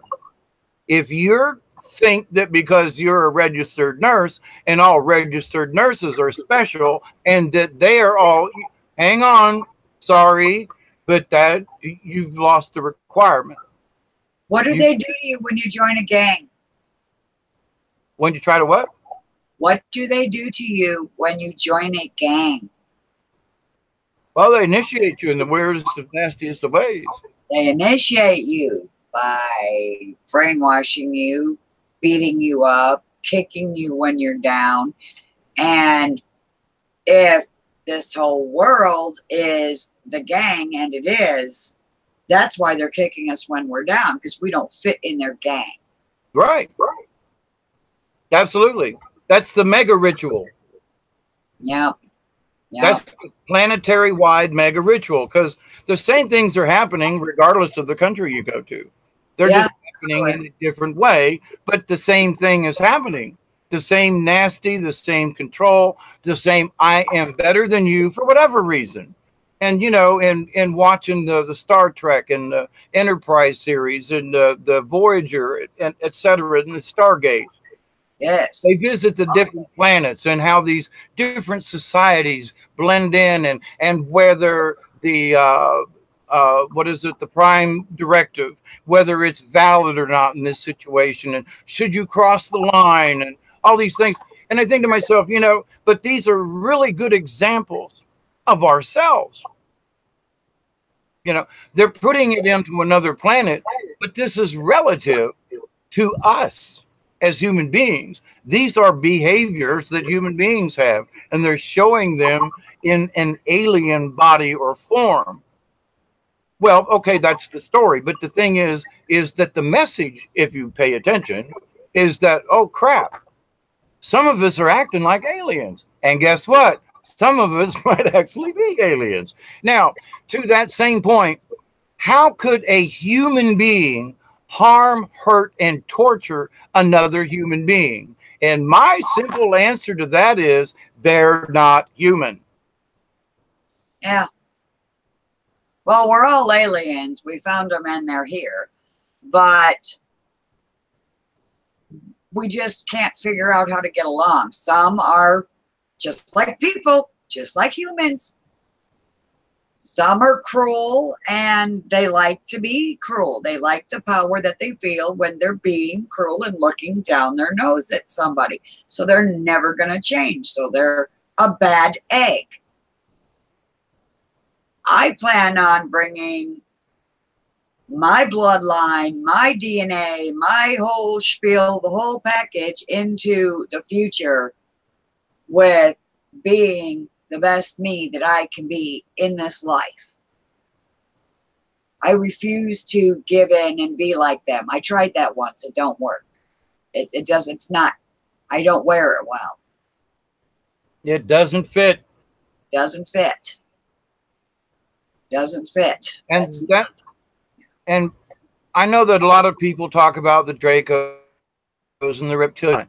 But here's to the point, though, what everybody must understand. When you look at the first few months of a baby fetus, it looks like a tadpole, okay? Plain and simple. All right, so get over this. We've all got some of that DNA in us. They splice 2 chromosomes, for crying out loud, you know? So pay attention. We learned this in biology class in the 60s. So, okay, now, but they didn't say it was reptilian, but it's a frog.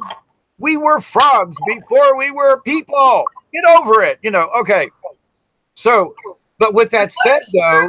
Like little tadpoles. Exactly. You know, and people were saying, oh, no, that's all. Wait a minute. Other species of animals don't look like frogs before they become fetuses. When you look at monkeys and gorillas and other species, they don't look like tadpoles. They look like little baby whatevers, you know, I mean, so anyway. But to that I want to go, come on now. It's right dead in your face, you know. Yes, right there. You teach you in school. You know, but so with that said, though, did some folks have more of that lizard-like behavior in them? Because there's no way. I mean, I've tried to hurt other people. I can't make myself do it.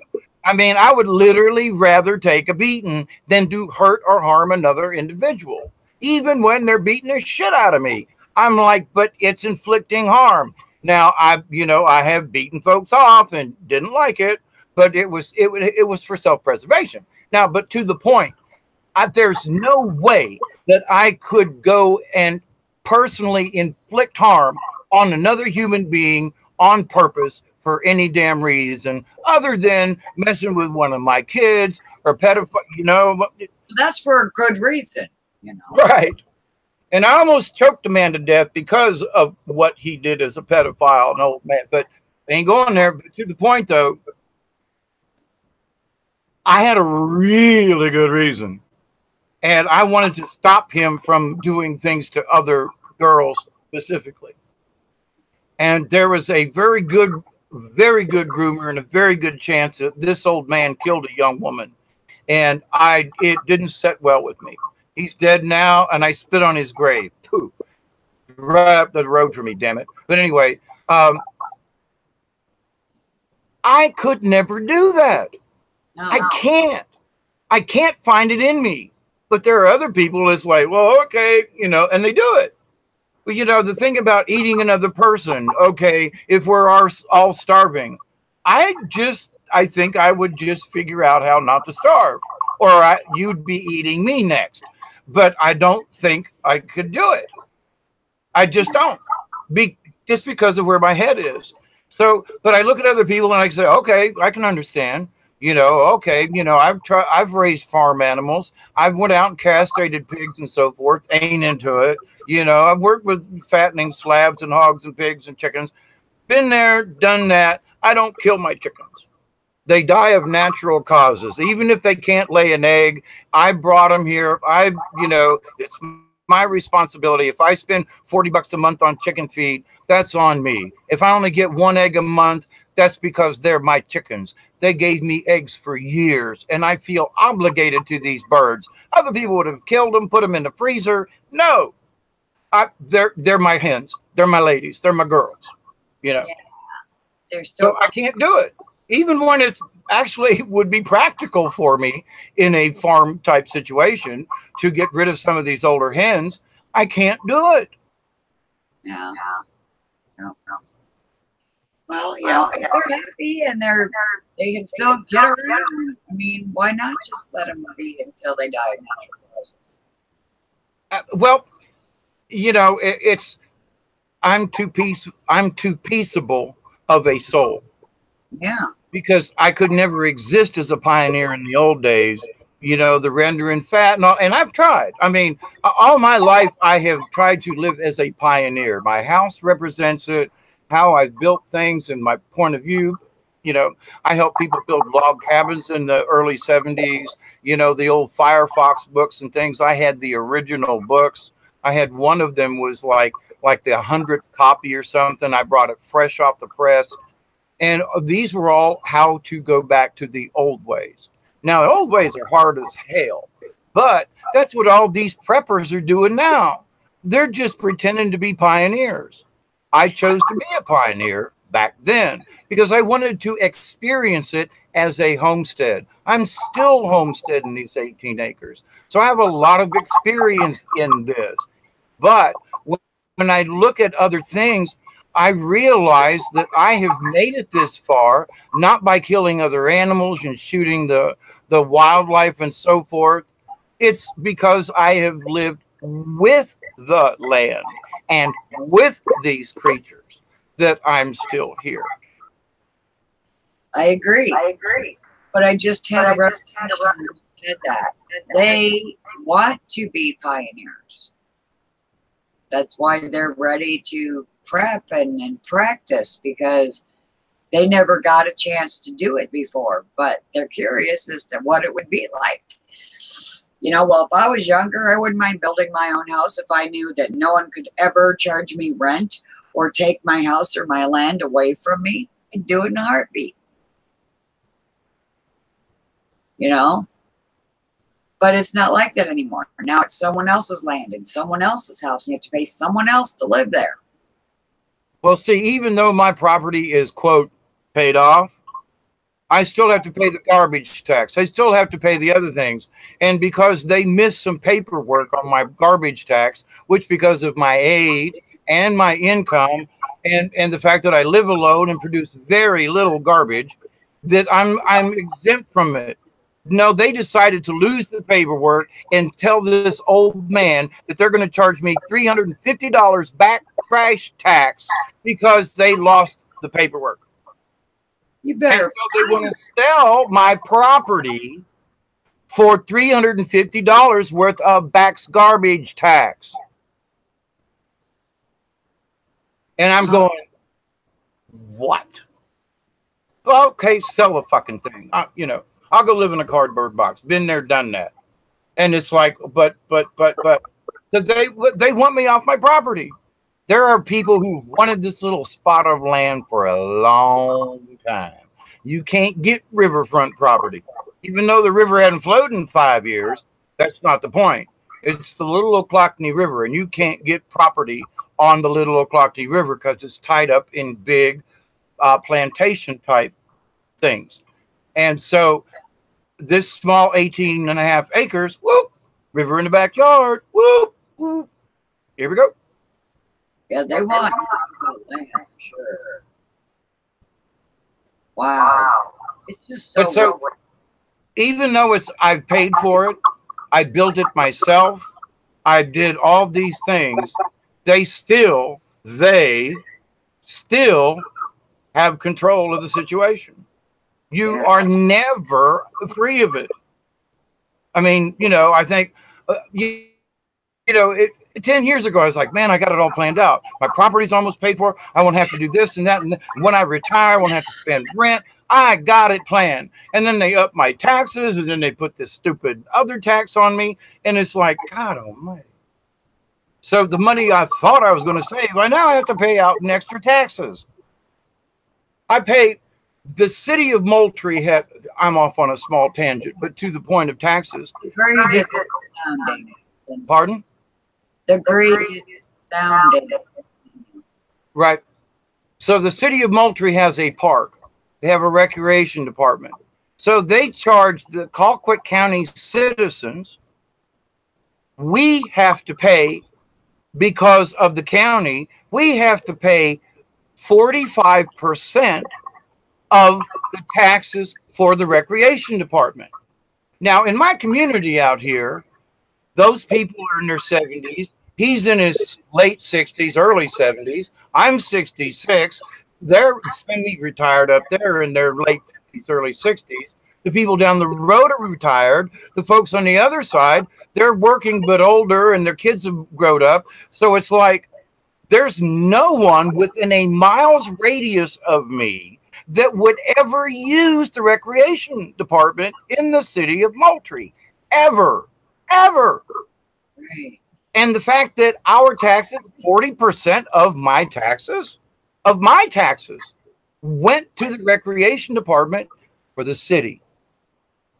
And of course, if I speak up about it, I'm just an old crank hippie. And but why are all us retired people in the county paying for something we will never use? Our children grew up, moved away. We don't even have any grandchildren around us. I mean, if we did, they're here, not in the city using the thing.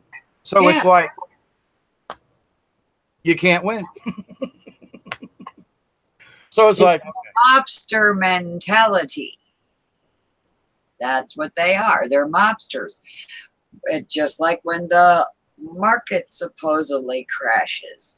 And I'm talking about way back in the long ago, when they said, well, we have to create this thing called money now. Bring us all your gold and your silver and your everything, and we'll give you this paper in return. That's when it started. And that wasn't enough. A taker takes and takes and takes until there's nothing else left. They are literal vampires. Yep. They want it all. They'll never, ever use it, but like hoarders, they have to have it. It's at best. As a human being, from one to another, I've helped out, and I'm not trying to brag here, but I've helped out many homeless people over the years, because I was homeless and I know what it feels like. And so I'm just trying to be a decent human being. And all but one of the people who stayed with me stole from me.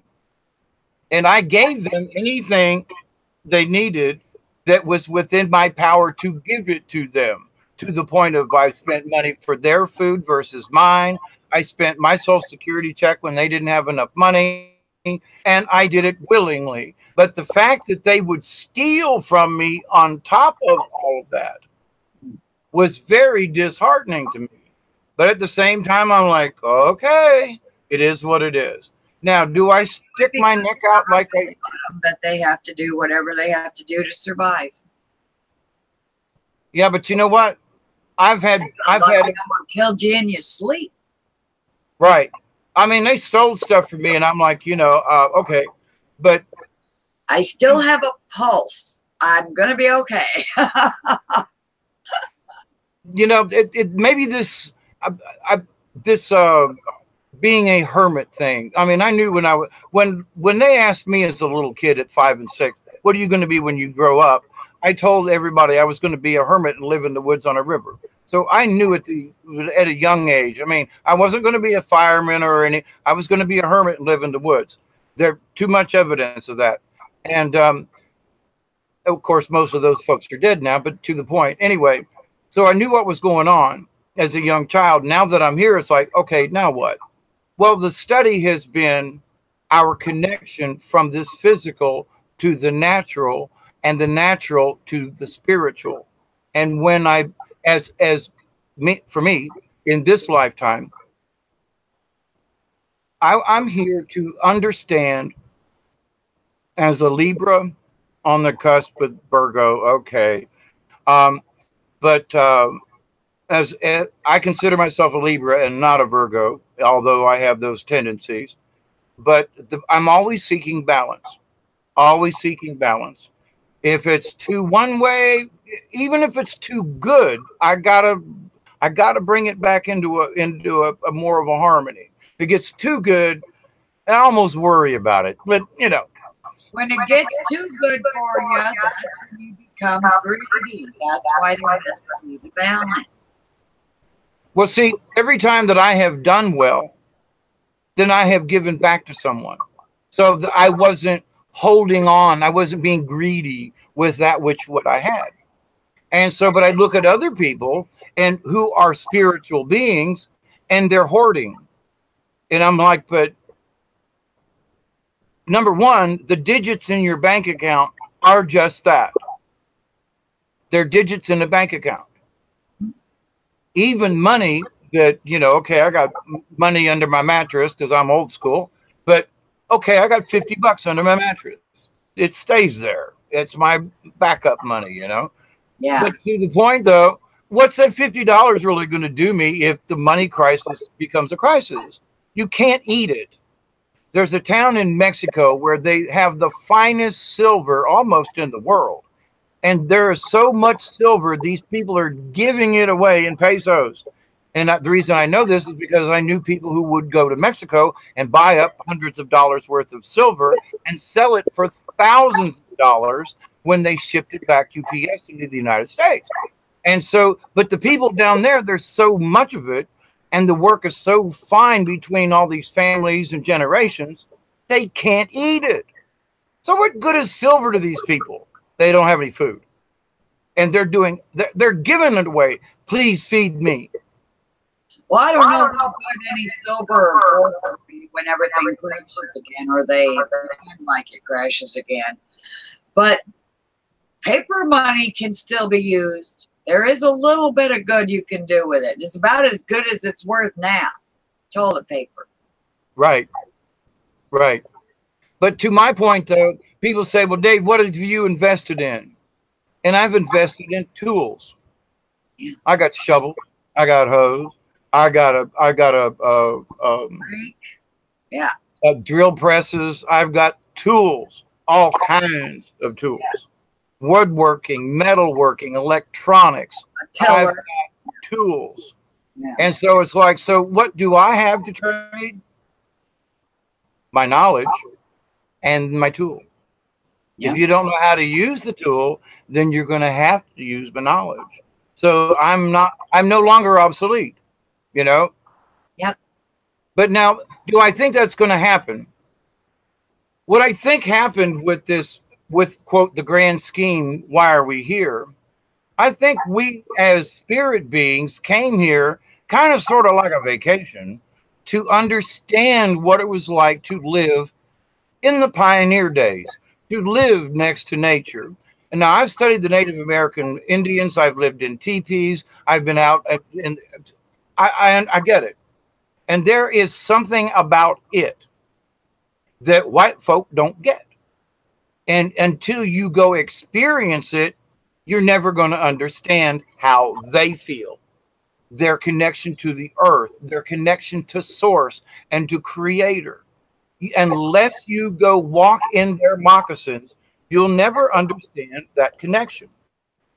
Now, so as a young boy, we went camping, and in the Boy Scouts, they taught us, guess what? Indian traditions, Indian tracking, Indian how to start a fire, Indian how to build a shelter. So I learned Indian as a young kid, and it just stayed with me. But then I took it a step further to study shamanism. Now, my point to why about this is that there is an understanding about equality, that people in a Native American tribe will say, he may be the chief, but that's because he's older. He may be the best runner because he's faster than everybody else.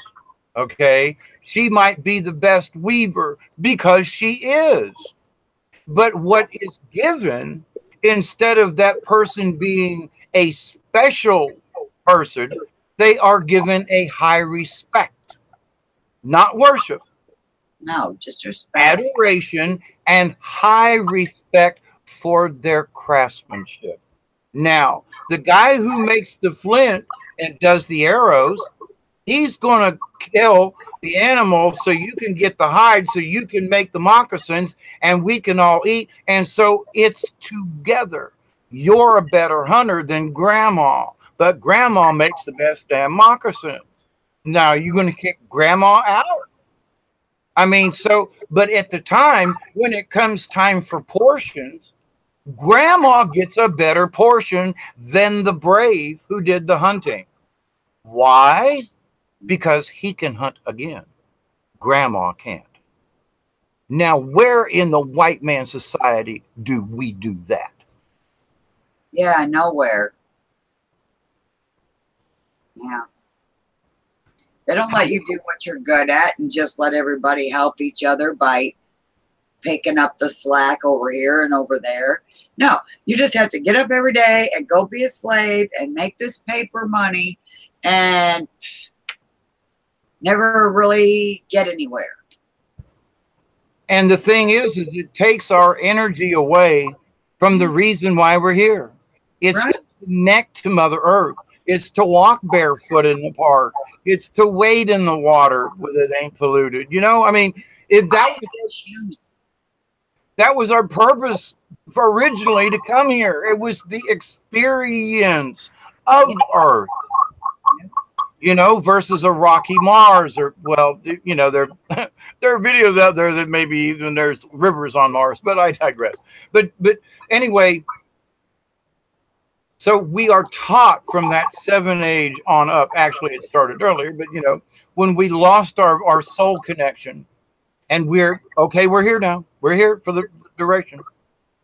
Then we're subjected to whatever our society brings. Now, why were the Native Americans destroyed? Because they maintained that connection to Creator past age 7. And white man can't stand it. They don't have control over it. The Indians understand that they only rent a spot on this planet. Mother Earth don't belong to none of us. And see, and so those people who wish to own it, now I paid for this place because that was the way it went, but I did so in a way that I was trying to understand that this place is a sanctuary. It is called the Hermitage for a reason. There is a purpose of why I bought this place, and it was to share it, to heal it, to be, you know, all right. Other people, they buy the property so they can bulldoze it, build a pond, a big fancy house, you know, have 12 acres to mow with a lawnmower and make it unnatural. Yeah. My neighbors do that. And my trees are healthier. I have more trees than they do, and I only planted 10. They planted 10 acres. I only planted 10 trees. I have more trees than they do, and they look better than theirs. But you know, it's humorous because as a naturalist, there's just planting something and doing it with love. You put your intention into it, it's going to thrive more. And I used to go around and hug my trees. I haven't hugged a tree yet, but I think it's coming. You've not done a tree meditation? No. Oh, you're in for a treat. Oh, joy. I'm serious. Oh, I did a video on tree meditation, but let me give you the basics, okay? It's really not hard. If in the old days during biology class, the stuff they had videos that showed, you know, plants and that showed all the cells going up and down the trees and the things, you understand there's the inner core and the outer, and things are going up and down and the sap. Okay, you get it. It's the mechanics of the tree or the plants or the vegetables, however you want to look at it. The plant kingdom. So it's like, okay, if you understand that when you lean up against the tree with your spine, you wish to connect your little whatevers with the trees. So I think in terms of like Bob the Builder and, you know, I have little obscure cartoons sometimes to get the message across to my brain what I want. But I'm thinking about the old biology lab video of the cells going up and down the tree. And I think about myself, my blood going up and down, and all the little cells going around it and so forth. And that when I lean up against the tree, first I ask permission. Important. May I sit with you? May I share your energy? May I become a tree with you? It's really simple. And if you lean up against the tree and you don't feel comfortable, get the F up. Go find another tree for whatever reason. It might be the tree. It might be you. It might be the frequency. Now, old oak trees will give you old oak information. Spruce trees, other trees, well, spruce trees are in the pine. Anyway, so any of the pines have, because their sap is different, because they're evergreens, their energy is totally different than an oak tree. It's newer, it's fresher. Pine trees don't live as long as oak trees, so there is a different frequency to it. The little pine needles are antennae waving in the atmosphere. So when you sit beneath a pine tree, if you tune into all those little antennas, you can pick up all that cosmic energy and it will flow through you with the tree. It's amazing. It's amazing. Okay. Awesome. I can't wait now. Shoot. So, but, you know, do a little meditation, do a little cleansing, you know, don't go over to a tree pissed off, you know. And if you do say, you know, and in my older days, I would go out, you know, go out to the woods after work, a hard day.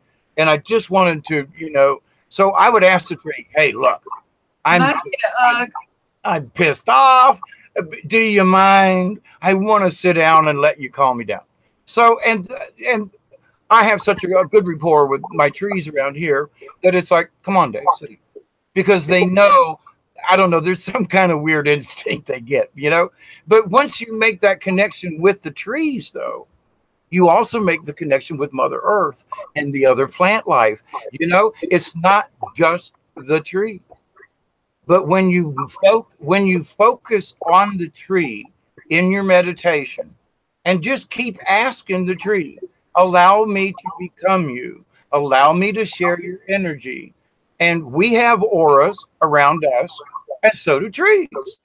And so when you merge your aura with that aura, when you do it with positive intent, when you do it with, please, I wish to share my love with you. I wish to experience your love. You know, I mean, I think back to J.R.R. Tolkien and Treebeard, you know, and the Ents, you know, in the second and third books of the Lord of the Rings, you know, the trees walked, you know, and so trees are entities, you know, okay. But if you do that when you sit down, you recognize them, you honor them, you respect them. They will take their however many years of wisdom and share it with you. And when you first really take your ride up the elevator of a tree, and when you see in your mind's eye that you are a leaf at the top of the tree and can feel your spirit blowing and swaying with the other leaves, or if you're a pine needle and the little needles are touching each other and there are these sparks going off. Amazing. Okay. And that is also has to do with spiritual. It also has to do with astral projection, because you're connecting to the natural magic and the natural energy of Mother Earth. These are all natural things. Wow. Is that heavy? Yeah, it is, but I like it because that's like what I thought life was going to be like when I was little. And then I got so used to, you know, the indoors that I hardly go outside now. And I know that And I have been getting out in my yard more, breaking myself back in again. But there's a park not even far from me. Tons of trees, flowers, everything in the summer and the spring. And I need to drag my ass over there for real and go find me a tree and have a chat. Yes. Yes. Because it helps in all the other realms. I mean, it's not just the tree, you know, but the tree is great. You know, you get it. Opening the mind and everything. Yeah, I get it. Yeah. All of it. Because once, and the tree is the best way to, I used to practice on young pine trees, about 10, 12 feet tall, like freshly planted pines kind of thing. You know how it is down here in the South, I guess. But to the point though, the younger trees have this younger vitality, and it's almost like a space cadet kind of weirdness versus a 20 or 30 or 40-year-old pine tree or an older oak tree. But at the same point, it's exhilarating. Now, but the first time you make that connection and you literally feel it when you share it, what there is an I get it aha moment that it's like, you know, you don't know what camping is until you go camp, you know? I just got goosebumps from you telling me about the tree. Yeah. And I felt that up my core, actually. Yeah. And it will help with your kundalini thingy and the spine, because I've got a lot of trouble with my spine, always have for many years. I've had 3 operations on my neck, you know, and now I can turn my head like this. I'm not supposed to be able to do that. Well, but you can. They fused my neck together. There are 3 vertebrae they fused together. I'm not supposed to be able to turn my head like that. That's a no-no. It's not supposed to happen. But that's the healing. In their world, but this is yours. This is your world. But I understand it. I mean, I've had a knee injury since 1967. I watched my foot fly past my helmet, landed on the you know, on the 30-yard line, you know, in King High School. I remember it well, and have had 4 operations on it. Unbelievable trouble with my left knee. I can walk better now at the age of 66 than I could after all the surgery and after all the everything and all the stuff at an early age. My leg is in better shape now than it has since 1967 before it was broken. Now at 66. That's like, I don't get this. I mean, it's okay. I mean, but to the point, I'm supposed to be in a walker because of this injury. I'm supposed to be dead. Oh, well, yeah, that too. They tried to kick me out of this world several times, but, you know, spirit kept kicking me back, going, nah. See, I had to come back if it was nothing more than to teach you about trees. I mean, seriously. I know, right? Seriously. I don't mean that, you know, I say that tongue in cheek, but seriously, you know. No, I totally understand. Yeah, for reals, because like they gave me a rare illness at 18 that was supposed to kill me, and it almost did, but I healed myself.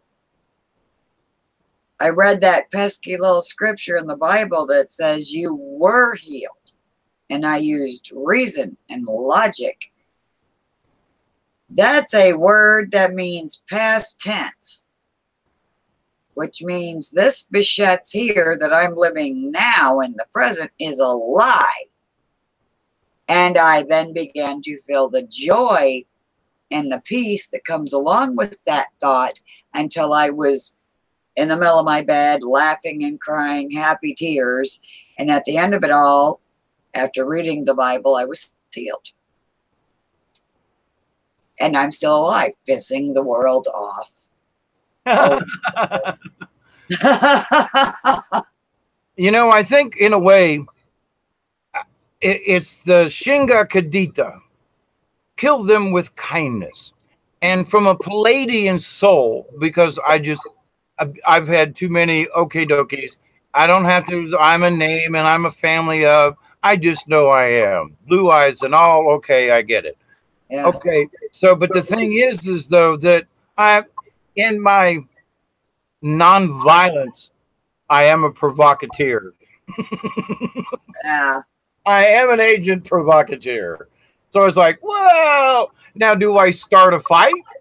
I may start an argument. I may start a different point of view, but it's like, I don't want to go to fisticuffs. But at the same time, I think we're pissing them off because they get, they tried to kill the beast so many times. It's like, give up. You have to plant the verbal seeds in hopes that they might grow.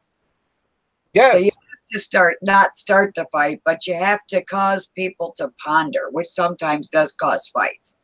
But it needs to be done. Yes.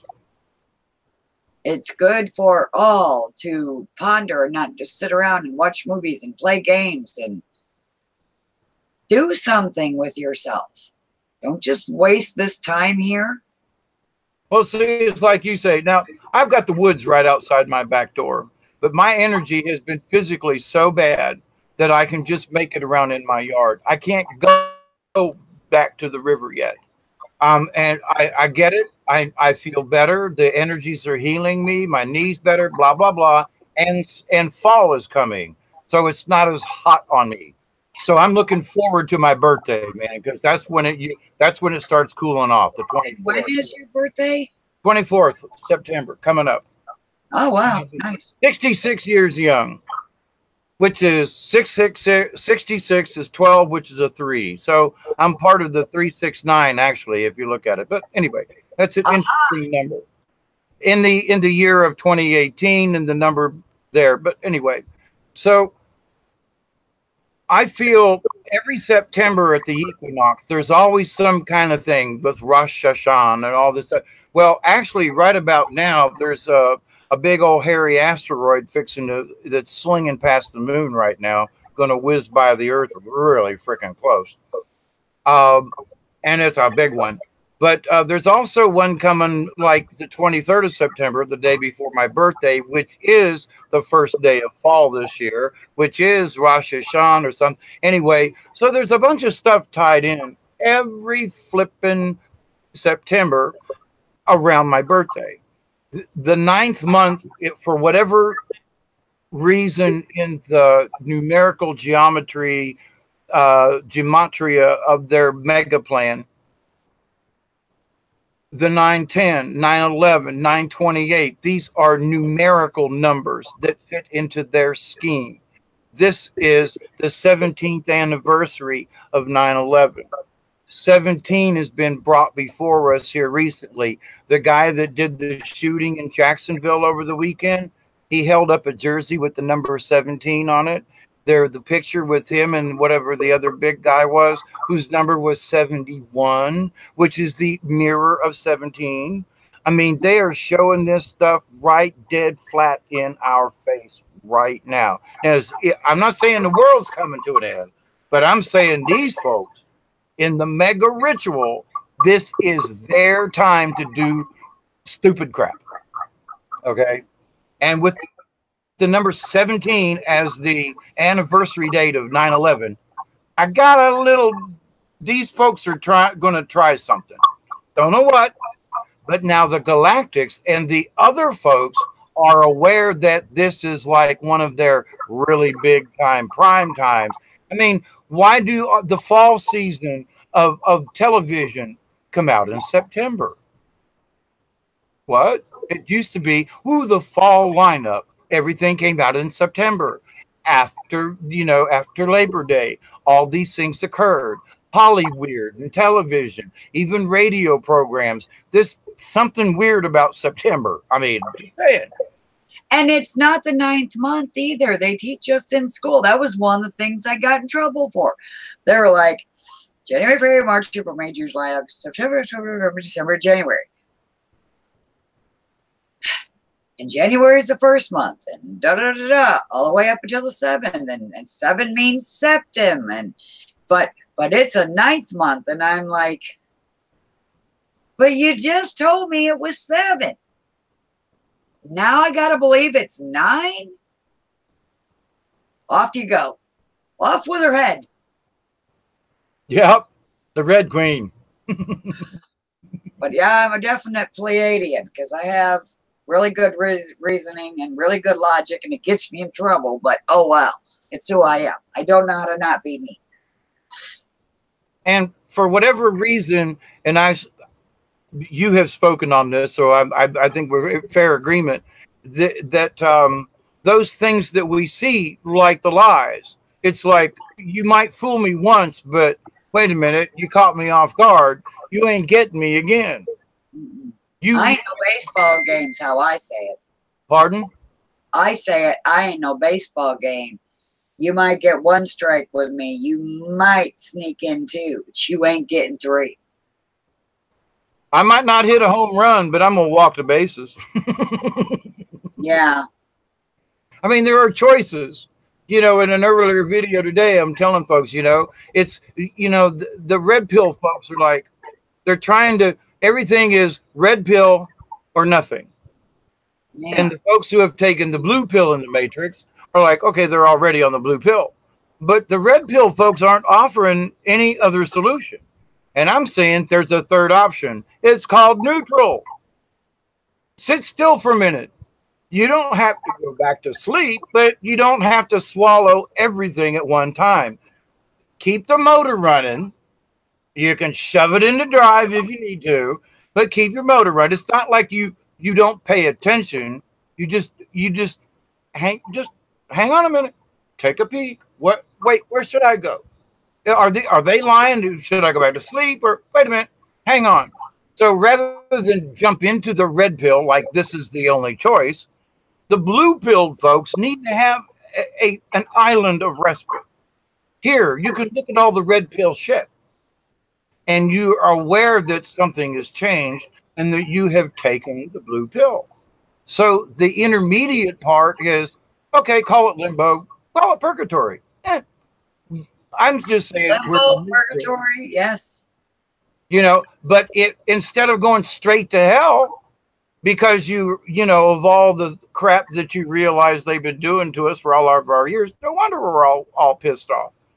But the thing is that they want us to be pissed off. They either want us to sleep or they want us pissed off.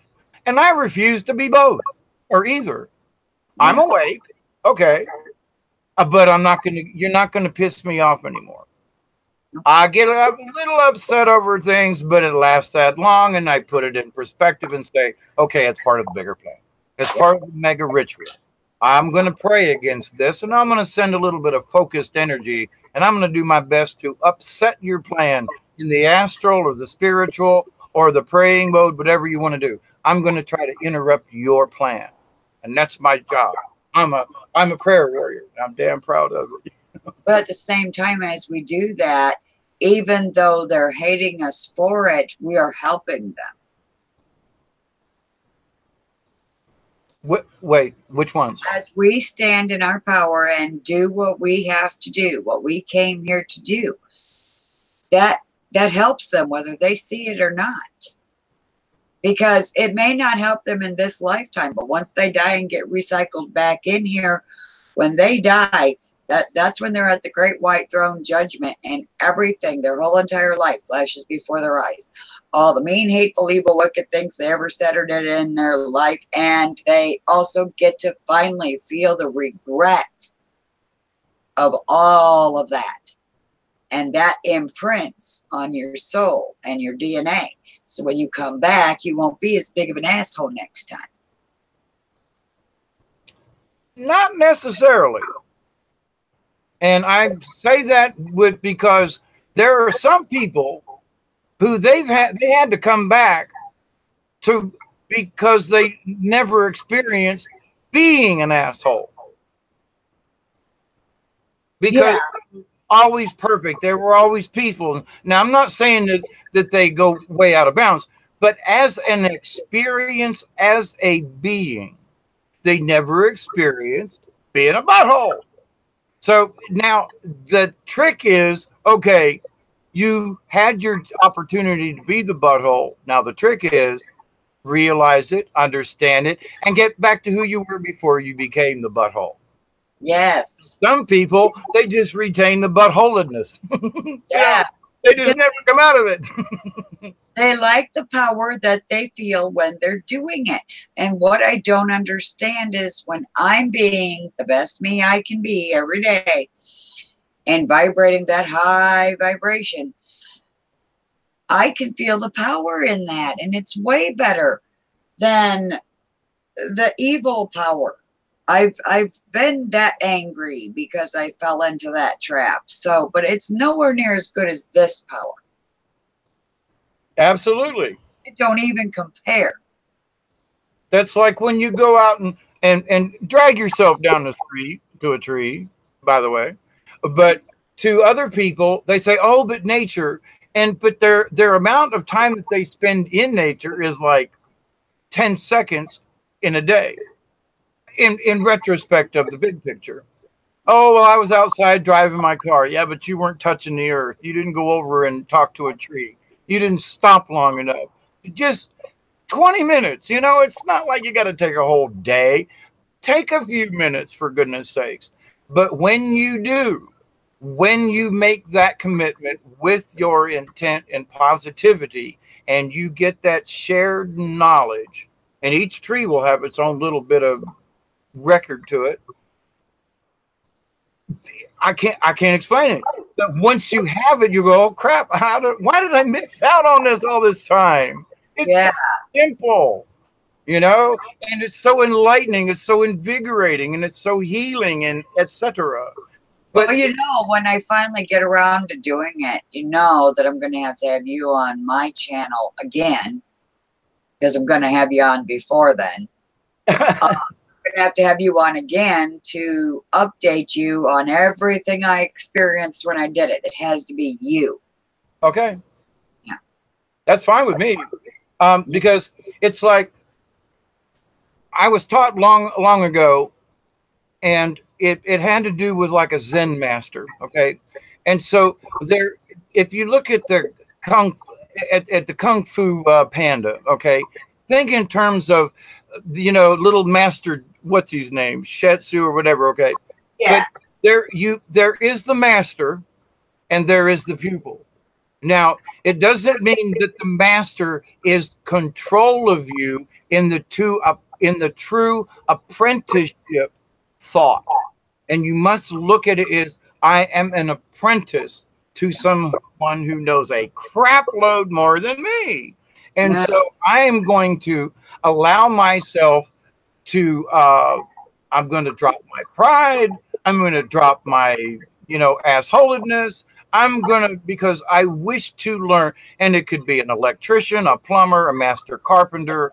Master can be anything, a master of the craft. So it doesn't mean that they are a master of your life. So people get into this like, "Whoa, what are you talking about? You're the pupil, you're the master, blah, blah, blah." Okay. And at some point, the pupil becomes the master because of the knowledge and the wisdom and the years. So it is important to understand that there is a structure there. But the structure has been bastardized by these evil people. So when they say master, they mean master of everything, not just master of a craft. So I want to make that distinction because I have understood, and they kind of like dropped a brick on my head. You're not a pupil anymore, Dave. Yes, there are still things you can learn, but you have become, okay, not maybe the, you know, the journeyman master, but you're no longer the pupil. And there are things you must share with other people because it was shared with you. Yes. Exactly. If we didn't share what we're learning as we're growing, we are being hoarders. You don't just hoard items.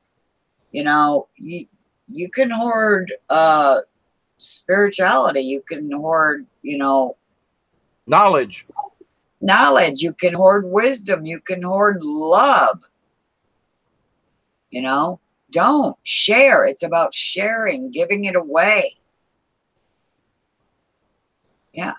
So one of the hardest things I see for the light workers now, and I'm getting another download on this right now, It's to make sure that folks understand. And I brought up the money thing and what's silver, what's paper money, wipe your butt with. Okay, but here's the point though. Equality. We have to look at things in a Star Trek type of thought. And in watching the different Star Treks over the years, I mean, I missed a bunch of years because I just didn't watch television. You know, now that I have Hulu, I can go through all the episodes without commercials and, you know, have a day of, you know, Stargate Universe or whatever. Okay. Well, with that said, though, I'm realizing that it's like, wow, they've been hinting, and I mean like smack you in the face hint with to you, slap, slap, slap, exactly. These things about how we as humans should react with one another. And it's like, we're going into a Star Trek type of deal. And so whoever the master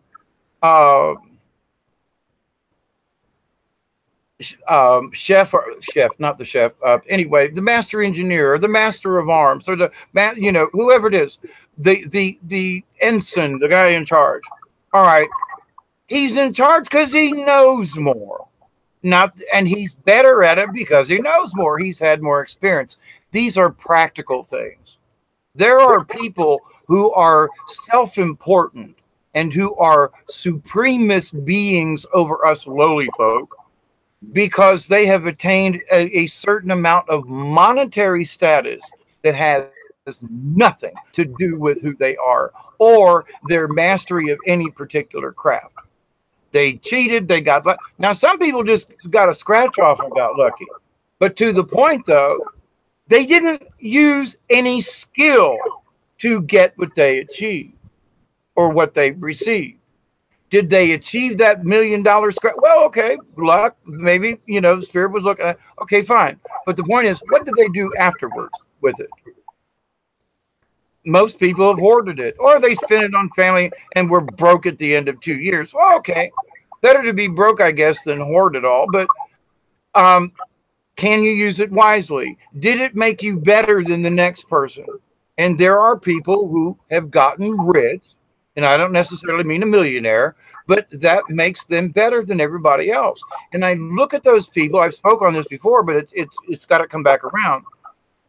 We must accept other people as equals. The brain surgeon needs to look at the janitor as an equal person. And the people, and a brain surgeon ain't going to do it.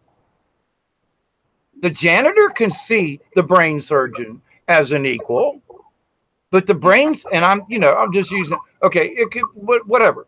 A CEO of a company, they don't know what the workers are doing out on the floor because they've not worked on the floor. They went to school, got their MBA, and they went to this, and they went into this. They never worked in an institution, but they're in charge of all these people who do the work for them so that they make money and their job is paid. You know, so it's like they've achieved these things with a piece of paper.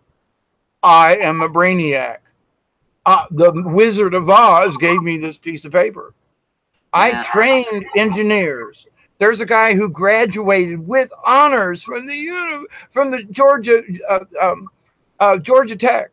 Okay, one of the best engineering schools in the world, and he couldn't drill a hole. He graduated with honors, got $150,000 a year starting pay job in the automotive industry, and didn't know how to tap a hole for a bolt. Wow. And he was making 4 times as much money as I was, and I was instructing him. Who's the equal? Well, you're both.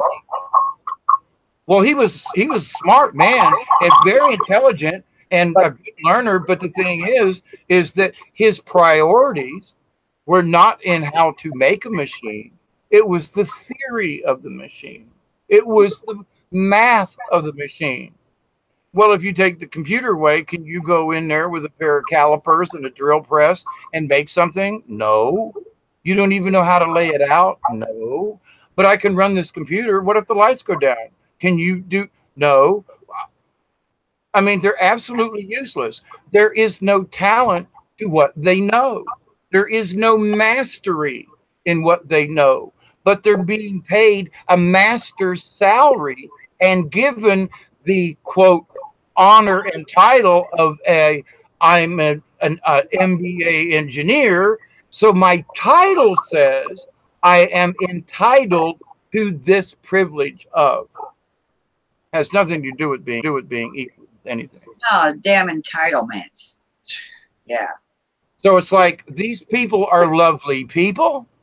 They have worked hard in their own respect to achieve what they did.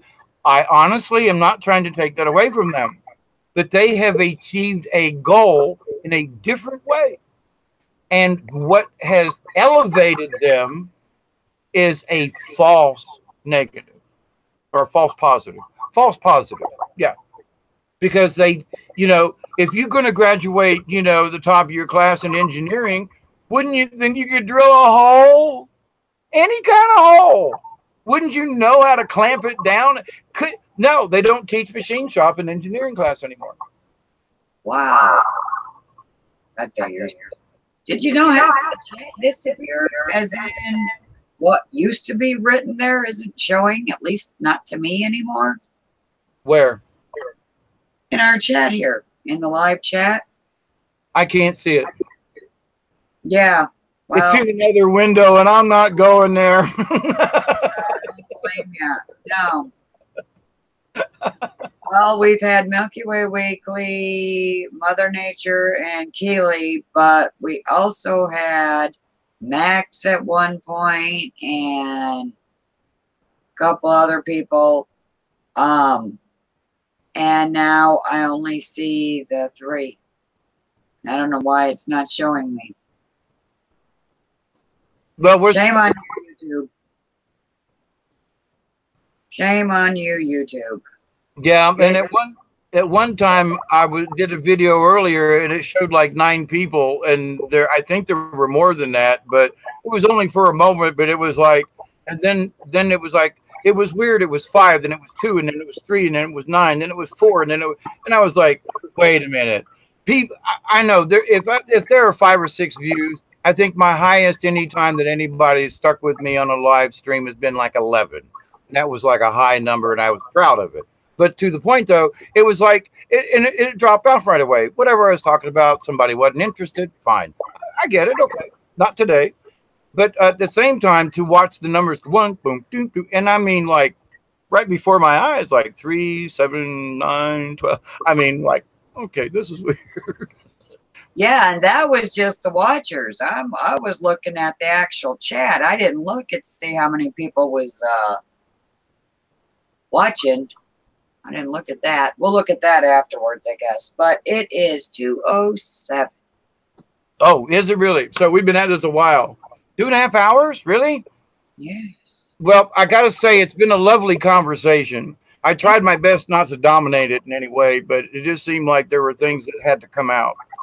But I respect you very highly. I do. And when I speak to people who are very spiritual, and I just took it for granted that you knew how to do tree meditation, And so it's like, I've known this for, it seems like, well, basically a half a century, 50 years now. And so I look back, and I'm not laughing at folks, but I'm thinking there's some really basic things you guys are missing out on. It's really cool, it all for the right reasons, And I'm thinking to myself, how did you guys miss out on this? These little simple things that I'm like really taking for granted here, And so does that mean that I have stepped out of being the pupil? That's the awareness. So it gives me the confidence to tell you about this so you can experience this. It's not that I'm better. Oh my God, I learned this in the 70s. How come you don't know? I'm more astonished that you don't know and that other people don't know this simple technique versus I'm more important and I know this. I want to share it. You guys have fun. Go out, share with a tree. Oh my God. Yeah. And now I'm super excited. I can't wait. Thank you so much. Thank you very much. Thank you, thank you, thank you. Have a good night, morning, sleep, a good tomorrow, and we'll get back together again. And just thank you, thank you, thank you, thank you. Love to all, blessings to all you. And I'm going to shut up so you can say your goodbyes. Yep. I just want to say I am love and love loves you back. Well, that's so simple and wonderful. So, and I know Brian always says, be the frequency you wish to be. And I wish to tell everybody that you already are saved. You already are a spirit being. You already are an angel. And all we need to do is remember who we are versus who we were. We are these beings. We were these beings in the past too, but we still are these beings. So remember, this is the remembering. The event is we're remembering who we really are, our true selves, our true beings. So with that, I love you. I love you. I love all of you. You love. have a good one. So adios. Bye, sweetie. Thank you. Thank you as well. Bye-bye. Bye.